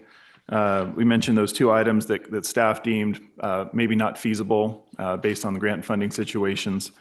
I think any of these last items starting on this current slide and continuing to the end of the presentation, depending on the discussion and direction from the board, implementation of these would have to come back at a later date. We would need a little more time to dive into some of those details and bring that forward. So maybe just keep that in the back of your mind as we move forward with the rest of the presentation here.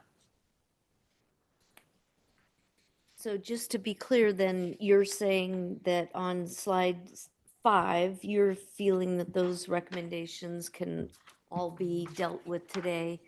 On slide 6, staff isn't recommending that those are feasible for a variety of reasons. Is that correct? Correct. Caught up so far? Okay. So I think the way the board is typically operated is we like to see you get all the way through the presentation, and then we can individually highlight if there's issues that we have, or we can ask questions. Okay, sounds good. Thank you. Yeah, okay. So we just went over the one prior to this real quick, just discussing eventually if we want to restrict or make projects eligible up to 150% AMI. The second topic was extending 100% offset to low income level applicants. Right now, currently, anyone building low income level gets only a 75% offset. So we gave 2 different tables from inside of our policies.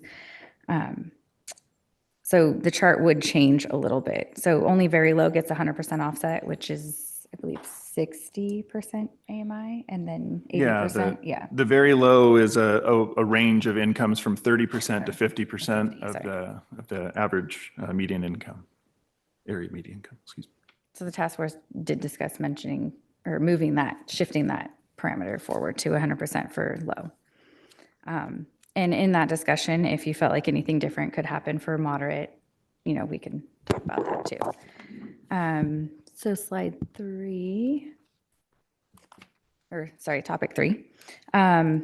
This was another discussion by the board, or sorry, the task force. The authority to award the offsets could be delegated either to the CAO or the Director of Planning and Building, with the ability to then come back and appeal to the board. So right now, that would make it a streamlined effort to get faster to the award process for these developers. They really rely on this funding to come in early to pencil out a project and to show HCD the numbers. And if the county is already in collaboration with them, it looks better for more awards, for more funding to develop these projects for them as well. So obviously going through our program takes, for review and approval of the project, it could take a month to 6 weeks. And we could stop it right there if the board chooses to allow the CAO or the department director to award these projects, the offset. If we continue on, obviously, to the board, we add another possible 6 weeks to that award approval. So that would just streamline the process. And next slide, please.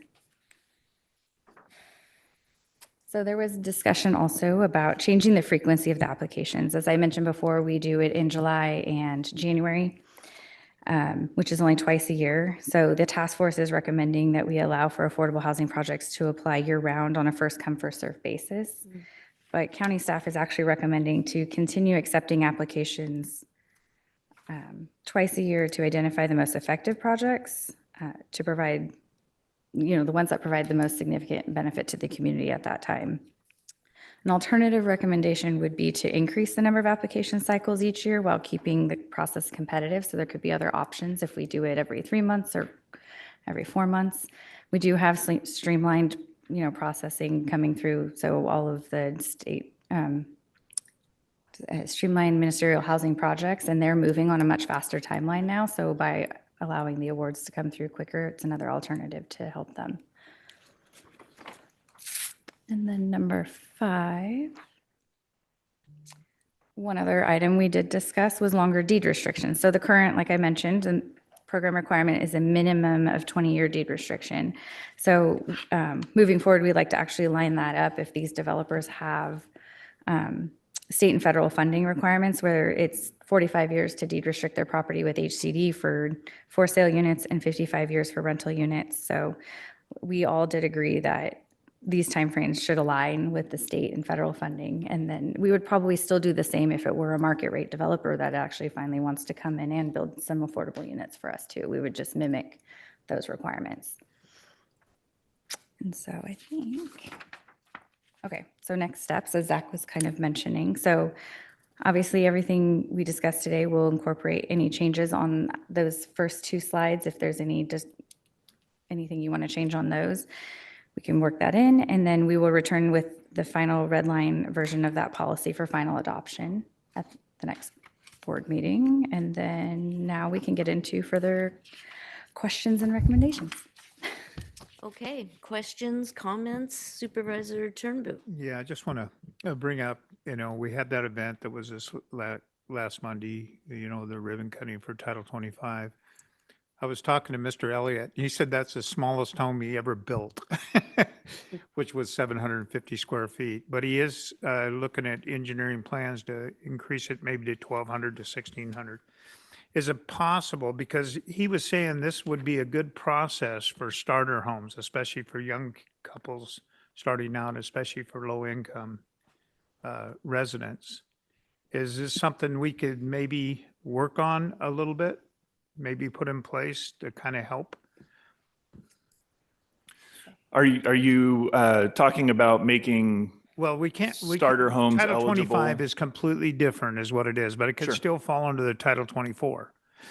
But requires more inspections, but still something for small homes and force these developers to build smaller homes to be affordable for people could move in, because there's a lot of people that can't afford to live here anymore, especially when a home's anywhere from $750,000 to $1 million. And is it possible that we could work on something like that to make them require that they build a certain amount of these homes? So especially it will be affordable for young starter homes for young children starting out in life, or seniors too.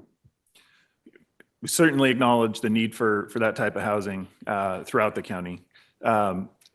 I would say that within the traffic impact fee program, we do a lot, our $20 million in grant funding, and we can certainly look into increasing the types of housing that might be eligible for this affordable housing program. But I would be hesitant to state anything definitively right now that that would be something that we can for sure do without being able to analyze whether or not that's going to affect the long-term viability of the fee program by overcommitting any sort of grant funding. Yeah, all right. I just was asking that question because I think it'd really be great to do something like that to help our young residents starting out. Sure. Supervisor Parlin? Yeah, well, I agree with Linda Campbell that keeping it in front of the BOS for transparency is probably a good idea on a topic like this that the community is pretty sensitive about, I would say. So that one, I wouldn't support changing that part probably.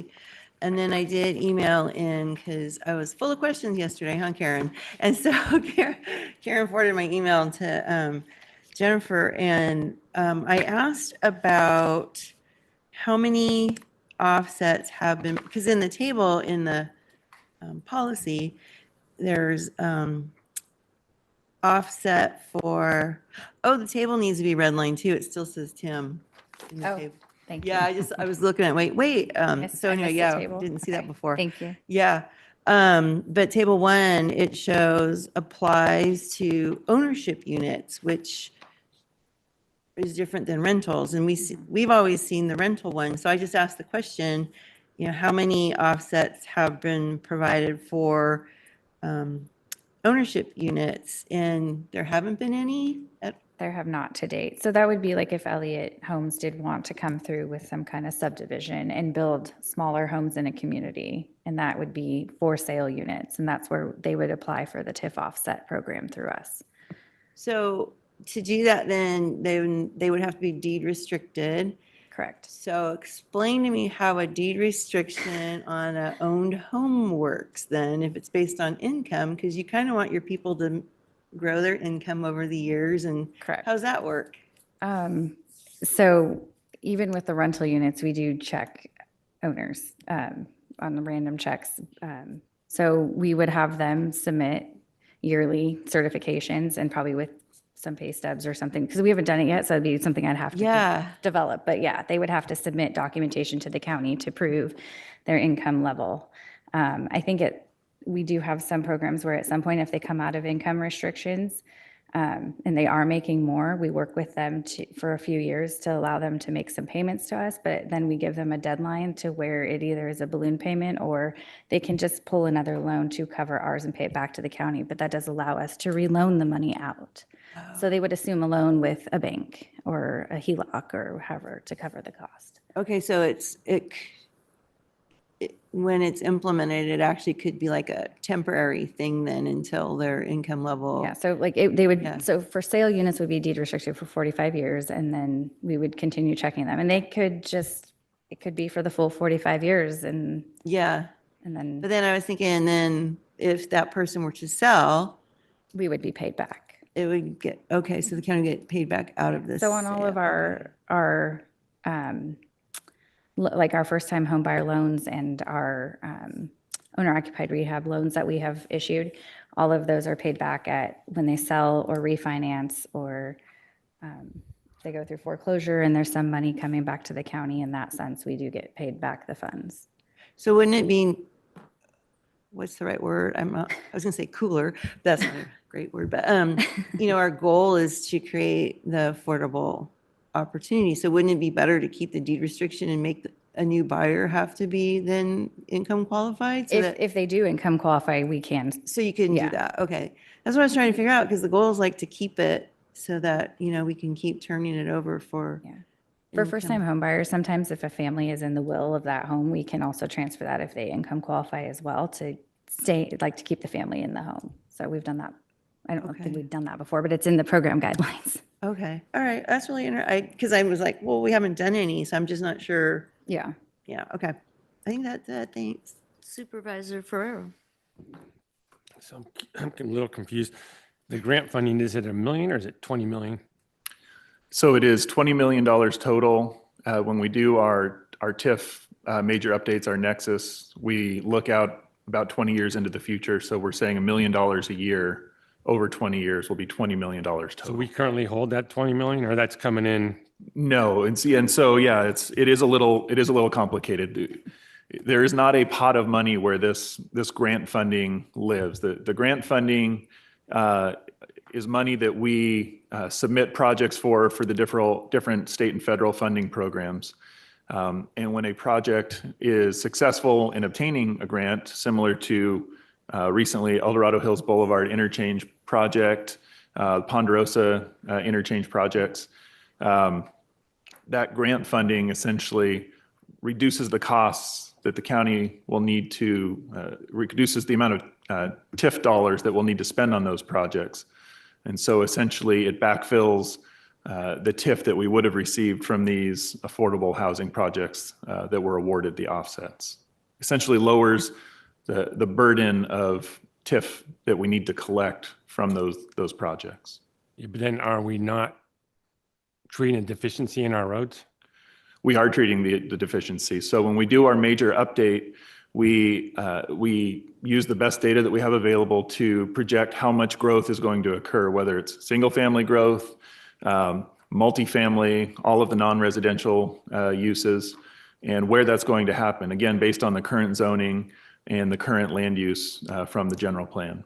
So we know where that multifamily housing is. And so when we run our traffic models, We use the growth rates that are approved by the board and reviewed by the Planning Commission to estimate where that projected growth is going to occur in those multifamily zoned areas. And we forecast with that increased level of traffic based on that growth to identify where we think those roadway deficiencies are going to be. So as everyone comes in to pull their permits, we're collecting those fees to cover the cost of those projects until there is an award for these affordable housing projects. There's no issue. Once there is an award, that creates the need for us to acquire grant money. And to date, we're a year and a half into our major update cycle here from when the last one was approved. We're just about 50% of the grant funding that we estimated over the 20-year planning horizon for the current Nexus. So we are, and again, that's not grant money that comes in on an annual basis. So when we say $1 million a year, we're not getting $1 million of grant funding a year. We got $15 million for El Dorado Hills Boulevard interchange, $15 million for Ponderosa. So that's a big chunk of change that all comes at once. But the nature of these grant programs is that they come in cycles that happen every 5 years or 6 years. So it's not even allocated per application for a project. It could be. Correct. Yeah, the grant money is, we will identify a funding program that might be applicable for, those interchange projects, for example. And so they're on a project by project basis, not an affordable housing development project basis. What happens if the grant funding is discontinued or dries up? Sure. What's our plan? Then Raphael and I will be here before you as soon as we start catching wind that any sort of policy changes might be going on again at the state or the federal level to say, hey, we have these grant funding assumptions in our program, and it looks like they might not be accurate moving forward. We need to revisit the amount of grant funding we assume in the fee program. I don't foresee there being more grant funding available where we could say, hey, we can apply it however you'd like to adjust the fees. It will most likely be they're coming down. Like I mentioned, based on the data that we have now, our conversations with the Transportation Commission, we don't have any data that supports lowering that grant funding right now. As soon as we catch wind of something, though, we would bring that back before the board so that we can make sure we adjust our offset programs, our fee schedule accordingly to keep the fee program fully funded. Every 5-year update, yes. I think I have a couple more questions. So it said, so we currently require 20% for affordable projects, 20% have to be deemed affordable?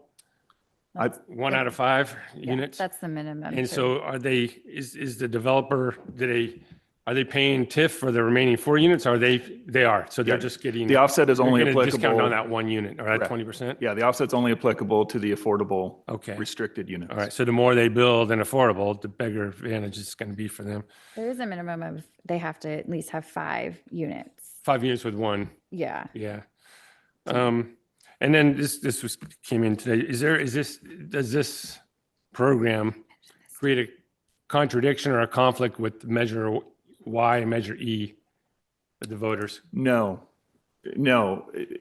Like I was just describing, when we're doing our major updates to the fee program, we're taking that growth, those growth projections that are presented to the board and the Planning Commission, and we are incorporating that into our model to identify the roadway deficiencies with the traffic from these multifamily projects or single family projects, to identify which roadway segments will need to be addressed with a CIP project funded through the TIF program. So regardless of whether or not it's an affordable housing project or it's just a market rate project, we're accounting for the, I hesitate to use the word because it's a CEQA thing now, but we're analyzing the impacts, the traffic impacts from those projects on our level of service on our county roads, regardless of being affordable or not. All right, thank you. Supervisor Veerkamp. Yeah, so I largely support what we're doing here. I definitely would like to keep it at the Board of Supervisors level, and here's why. We're talking about majority of our roads are our county roads, but we do have some highways, Highway 49, case in point. We don't have any mitigation at all for a project that is affordable such as this, short of maybe we could write something in here that says if it's at service level F, which does go back to Measure E and Measure Y, it's not eligible.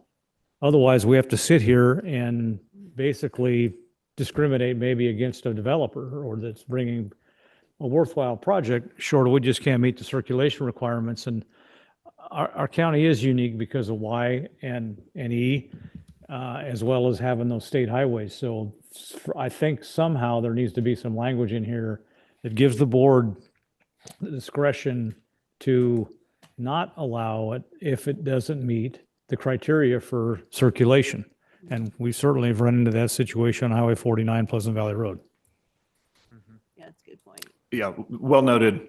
I will say that with some of the recent legislation, some of the streamlined ministerial housing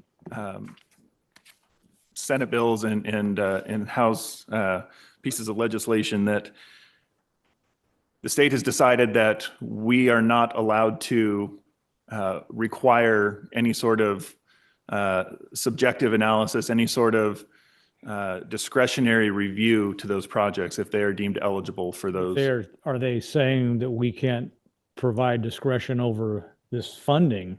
This is where I'm going, is with the funding. Sure, sure. And I think guess it's still in our control the short until answer, they take it away. The short answer is no. However, with this policy being connected to our housing element and the implementation measures that are in the housing element, we do have to be mindful I understand. of just making sure that we are following through on the certified housing element and the measures that are included in there. Just wait till you see the new RENA requirements. I don't know if you've seen them yet or not, but we are reviewing those with SACOG right now. Yeah. And it's not getting any more in favor for local jurisdiction. Sure. I don't know how they're going to be met. Yeah. So anyway, I would encourage some language around that gives us that ability to make that determination. And the findings would be based on, data that we currently have.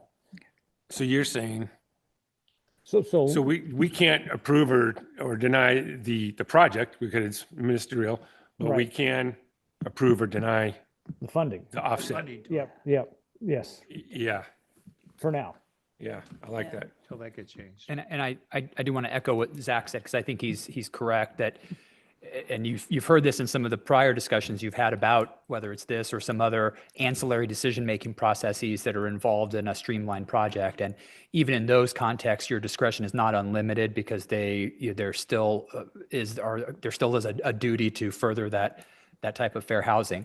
But I think that what you're suggesting, Supervisor Veerkamp, is certainly something worth considering as perhaps a criteria that's built into the policy to determine whether or not, because there could be circumstances where there are those competing for the same pool of money within this TIF offset. And so a criteria for determining kind of that prioritization or something like that, utilizing data on the condition of the roadways adjacent to the project Right. or other criteria. Yeah, and just as we're now developing the design guidelines for our communities, so far they can stand in the way of that discretionary approval if those guidelines are set and they're adopted so far. Right. Yeah.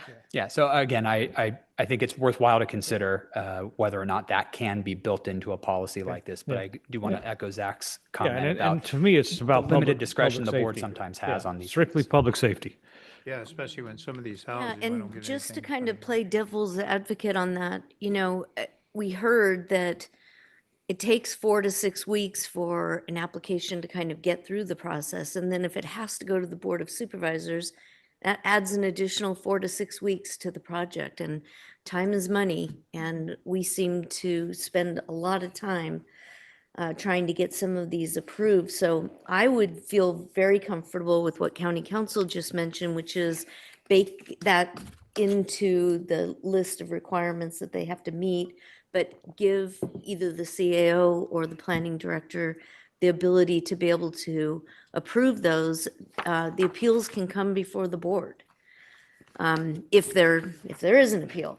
The question I have to ask is really, really basic, and that is to staff. Has there been an analysis as to whether or not we even think that this program is working? I don't know if it's actually been a full analysis, but were you gonna pop up? But no. I know most everybody takes But- advantage of it if they're doing a project, but Yeah. whether it's in. I know it's, makes oh, go an ahead. incentive. Rob Peters, with planning and building, working in collaboration with Zach and Jen and the Affordable Housing Task Force. We're looking at all sorts of data points and strategies and incentives and things that we can look at. I think most recently, we have seen an uptick in the use of these funds, but they've been largely a result of state streamlined projects that have been come through to the county. So I would say in the last few years, we've seen the use of these funds on projects that are being delivered. But as Supervisor Veerkamp identified, some folks aren't necessarily happy with the project or our ability to analyze those outside of objective standards. But I would say, while over 20 years, you don't see 20 years being expended, there's some offset for the ADUs. But I would say in the last few years, particularly after SB 35 and other streamlined projects or programs became in place at the state level, we've seen an increase in these types of projects. They're generally not one unit out of a 5-unit project. They're generally the whole, apartment complex or that sort of thing. Yeah. And Rob went, because I was trying to find, we get summaries. I think we get an annual TIF fee summary, and I was trying to look through my files, and the last one I found was, I think, from 2023 or something. But I mean, it shows the whole breakdown of the list of ADUs, apartment building, like, okay, program total to date, whatever the date is of the one I'm looking at, program total to date, amount of money awarded has been $6,670,000, total qualified units, 534, and then it says 32 second dwelling units. So I think this was the 2023 one. And do we get this annually? And maybe if you could just send one of these out to all of us so we can kind of refresh our minds that we have these reports, So that was usually attached to the awards going before the board. Okay. And at some point, we were directed not to attach those, but gave a summary just within the Legistar text. Okay. Also, a little bit with my admin finance background, I did a full reconciliation of it and trued up the numbers. So we have actually, between 2008 and 2016, before the ADUs were exempt, I guess, from the program from having to apply for the offset, we had 29 ADUs, and that was a total of 582,000 that are in the program that are deed restricted ADUs that we still monitor. Unless I think they were deed restricted between 10 and 15 years, depending on the size of the dwelling.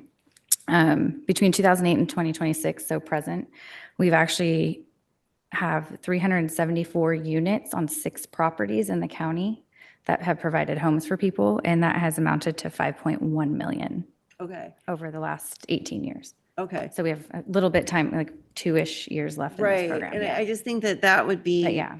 but we good can- data for us to Yeah. see. So we can do like a report out. Yeah. Yeah. And I don't know if that would be, since we're not doing it with project, which actually giving us a report like this with project probably isn't a good idea, but maybe when we have the TIF fee annual update or CIP annual or whatever, we have all these annual updates regarding TIF. It'd probably give us one of these at the same time, just so that everybody gets a refresher, because we don't get into this very often, which is probably good. But, so we get a refresher on what the numbers really are. Because otherwise, to your point, Chair, how would we know if the program's doing anything or not if we don't get these reports? So, and there have been a lot of units qualified through the program. One of the biggest things that frustrates me is when certain projects don't meet the criteria and they're turned down, and we had one particular project appeal was denied. But what bugs me, then the state goes in there and changes the policy of the law, or whatever, so they can. So this is really frustrating, especially for our county, what we're dealing with right now. Other questions or comments? Okay, there's a number of recommended changes before us. As Mr. Oates recapped, let's see, starting on page 5. Staff is recommending, and it's noted in the red line version, that we remove the ADU language. We update references of TIM fee to TIF. We clarify the definition of developing, and add language referencing further clarification on deed restrictions. Does anybody, the staff is recommending all four of those. Does anybody have any questions or concerns regarding those? Not those ones. And then on page 6 of the presentation, staff talked about why we're really not in a position right now to increase the amount of grant funding beyond the 20 million. And they're also not recommending that we exempt single-family dwellings of certain income levels to be exempt from TIF and ADUs. Any questions, comments, concerns on that? Okay. And then on page 7, extend eligibility to income levels above moderate, which is 120% of average median income. This is where, well, So I guess it's currently at 150 and they're recommending it go. it's to at 120. So we're. It's at 120 Yeah, and they wanted to. The 150. You don't have to make like a 100% decision on these right now, but if you want us to explore the next 5 slides, it's a yes or no, or I don't agree today at all, don't look into it, so. But yes, this first one would be going from 120% AMI to increasing it to 150.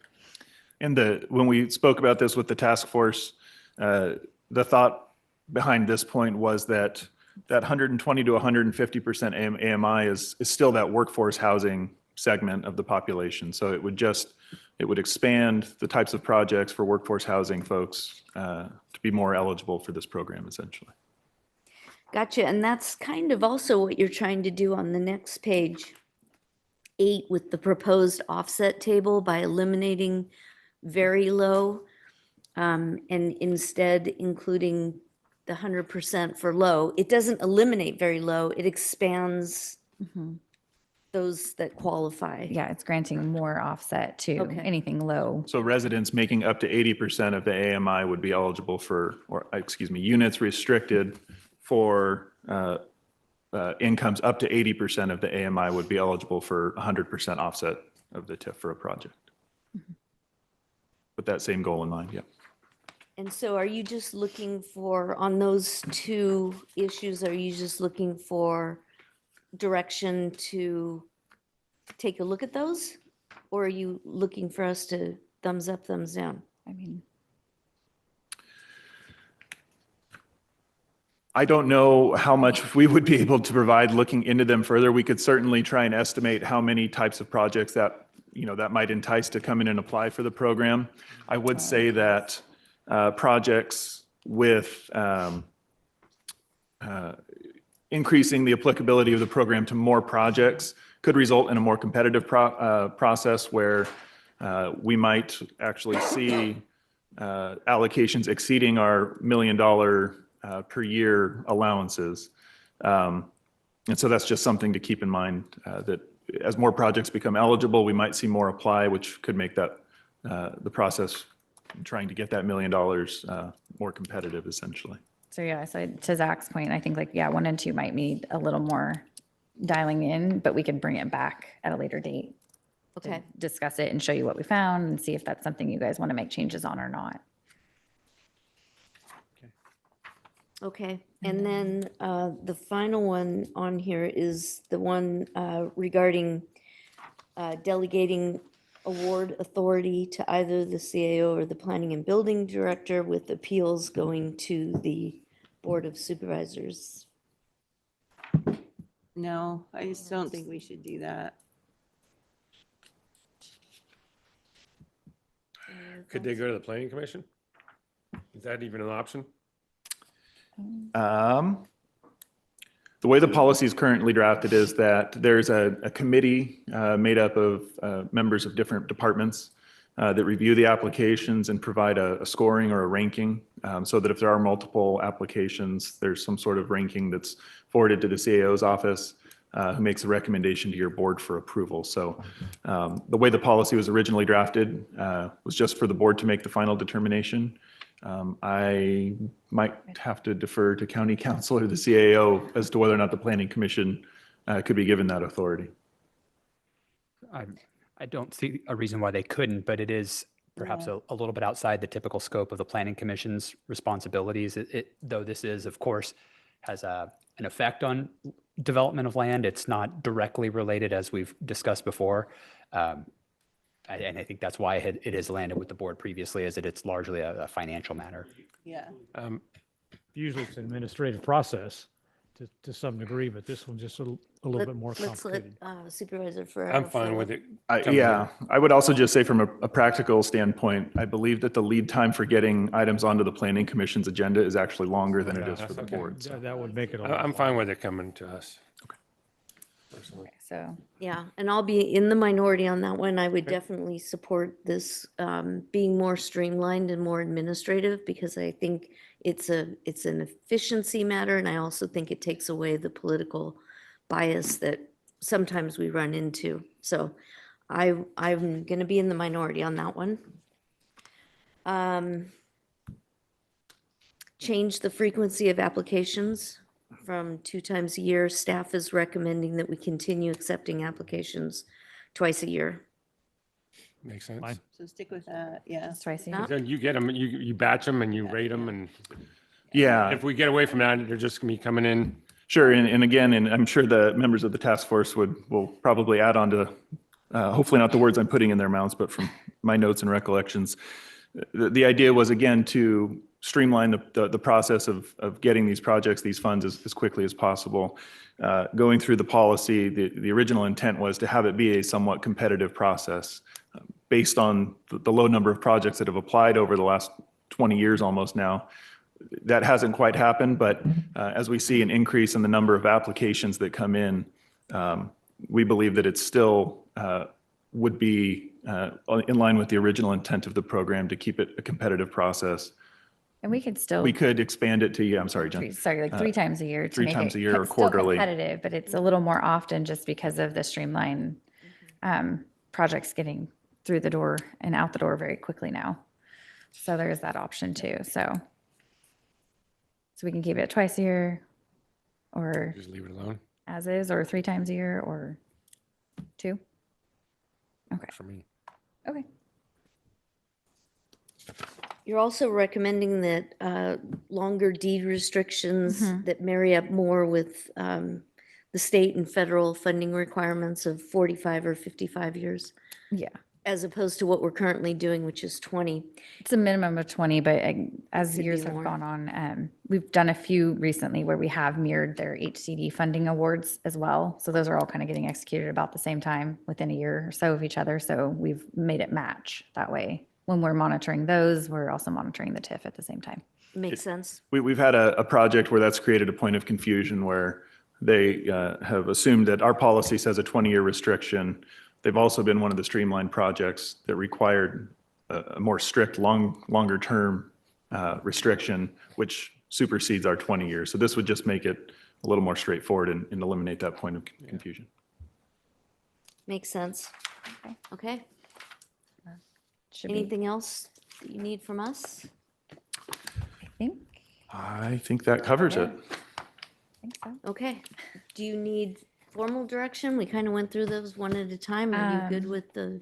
As long as you guys are okay saying yes, go with that slide 5, which I believe is all in the board direction, then we will bring this back on consent with just got to fix that word Tim in that chart, and then should be good to go. And you'll just approve just these proposed policy changes 1 through 4 that we already discussed in the very beginning. Perfect. Okay. Great. Thank you. Thank you very much. Good job. Thank you. Thank you. Thank you.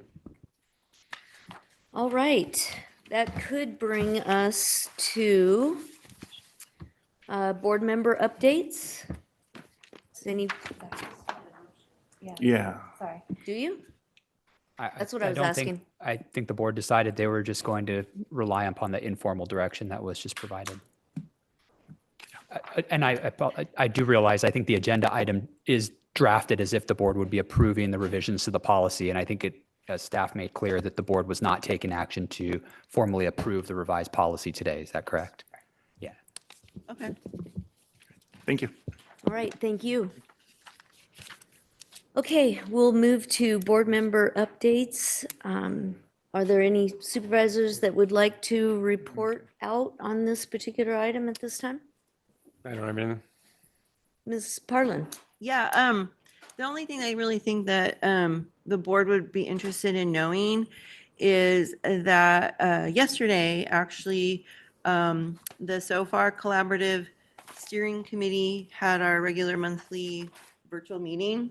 And there are going to be changes probably. It was announced yesterday. There's going to be some changes in probably this is all just new and happening, so that's why I keep saying likely, probably. But we're going to probably be restructuring so far to better integrate and align with all the other partners and collaboratives in El Dorado County and the watershed as a whole, because our watershed goes beyond just our county. So it's a lot for everybody to get our head around. It just happened and was announced yesterday at our steering committee meeting. I believe we decided not to have the September 2nd collaborative meeting that I had originally told you we were going to have. I think that is now going to be morphed into the next steering committee meeting so we can kind of talk through it. It was a little fresh for everybody and a little bit raw, to be honest. And so folks needed some time to get their head around it. And we're going to work on what this will look like. So stay tuned, but I just thought you might hear some rumblings about it and didn't want anybody caught off guard. Thank you for that.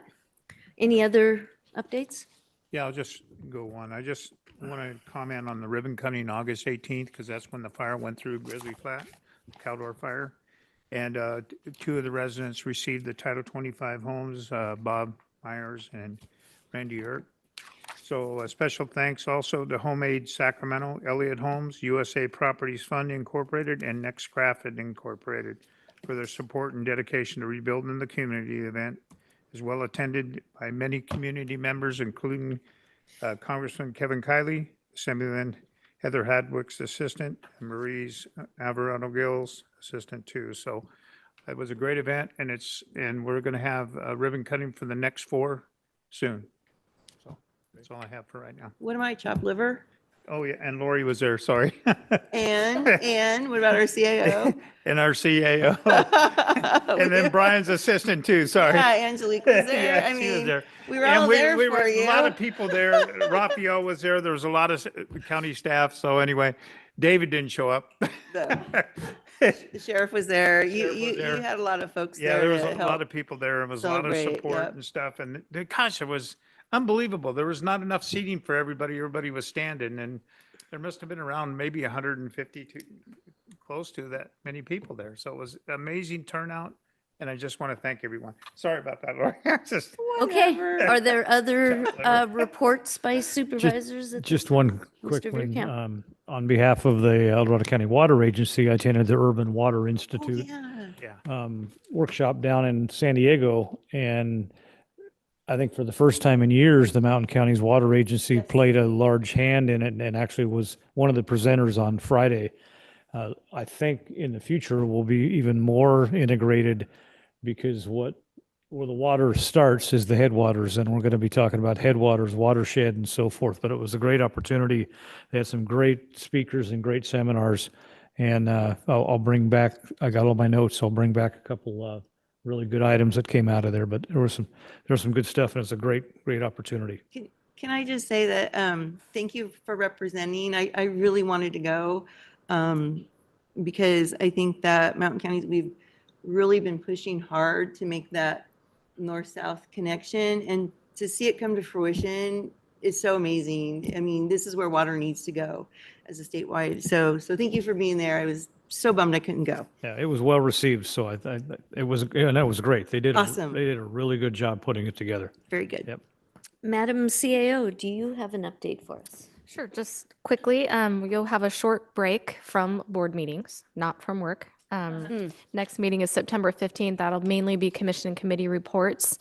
And just want to remind everyone that the West Slope Employee Appreciation Barbecue is on September 10th. And if anybody wants to sign up to cook, please let HR know by the 4th. Well, we Is have it full? 3 people so far already done. Brian took all the spots. Yep. There's a lot of room on the barbecue. Yeah, there All is. right, we're going to go ahead and recess back into closed session. County Council, do you expect that we might have a report out? I do not, Madam Chair. Okay, so we'll go ahead and recess into closed session and we will adjourn at the end of closed session.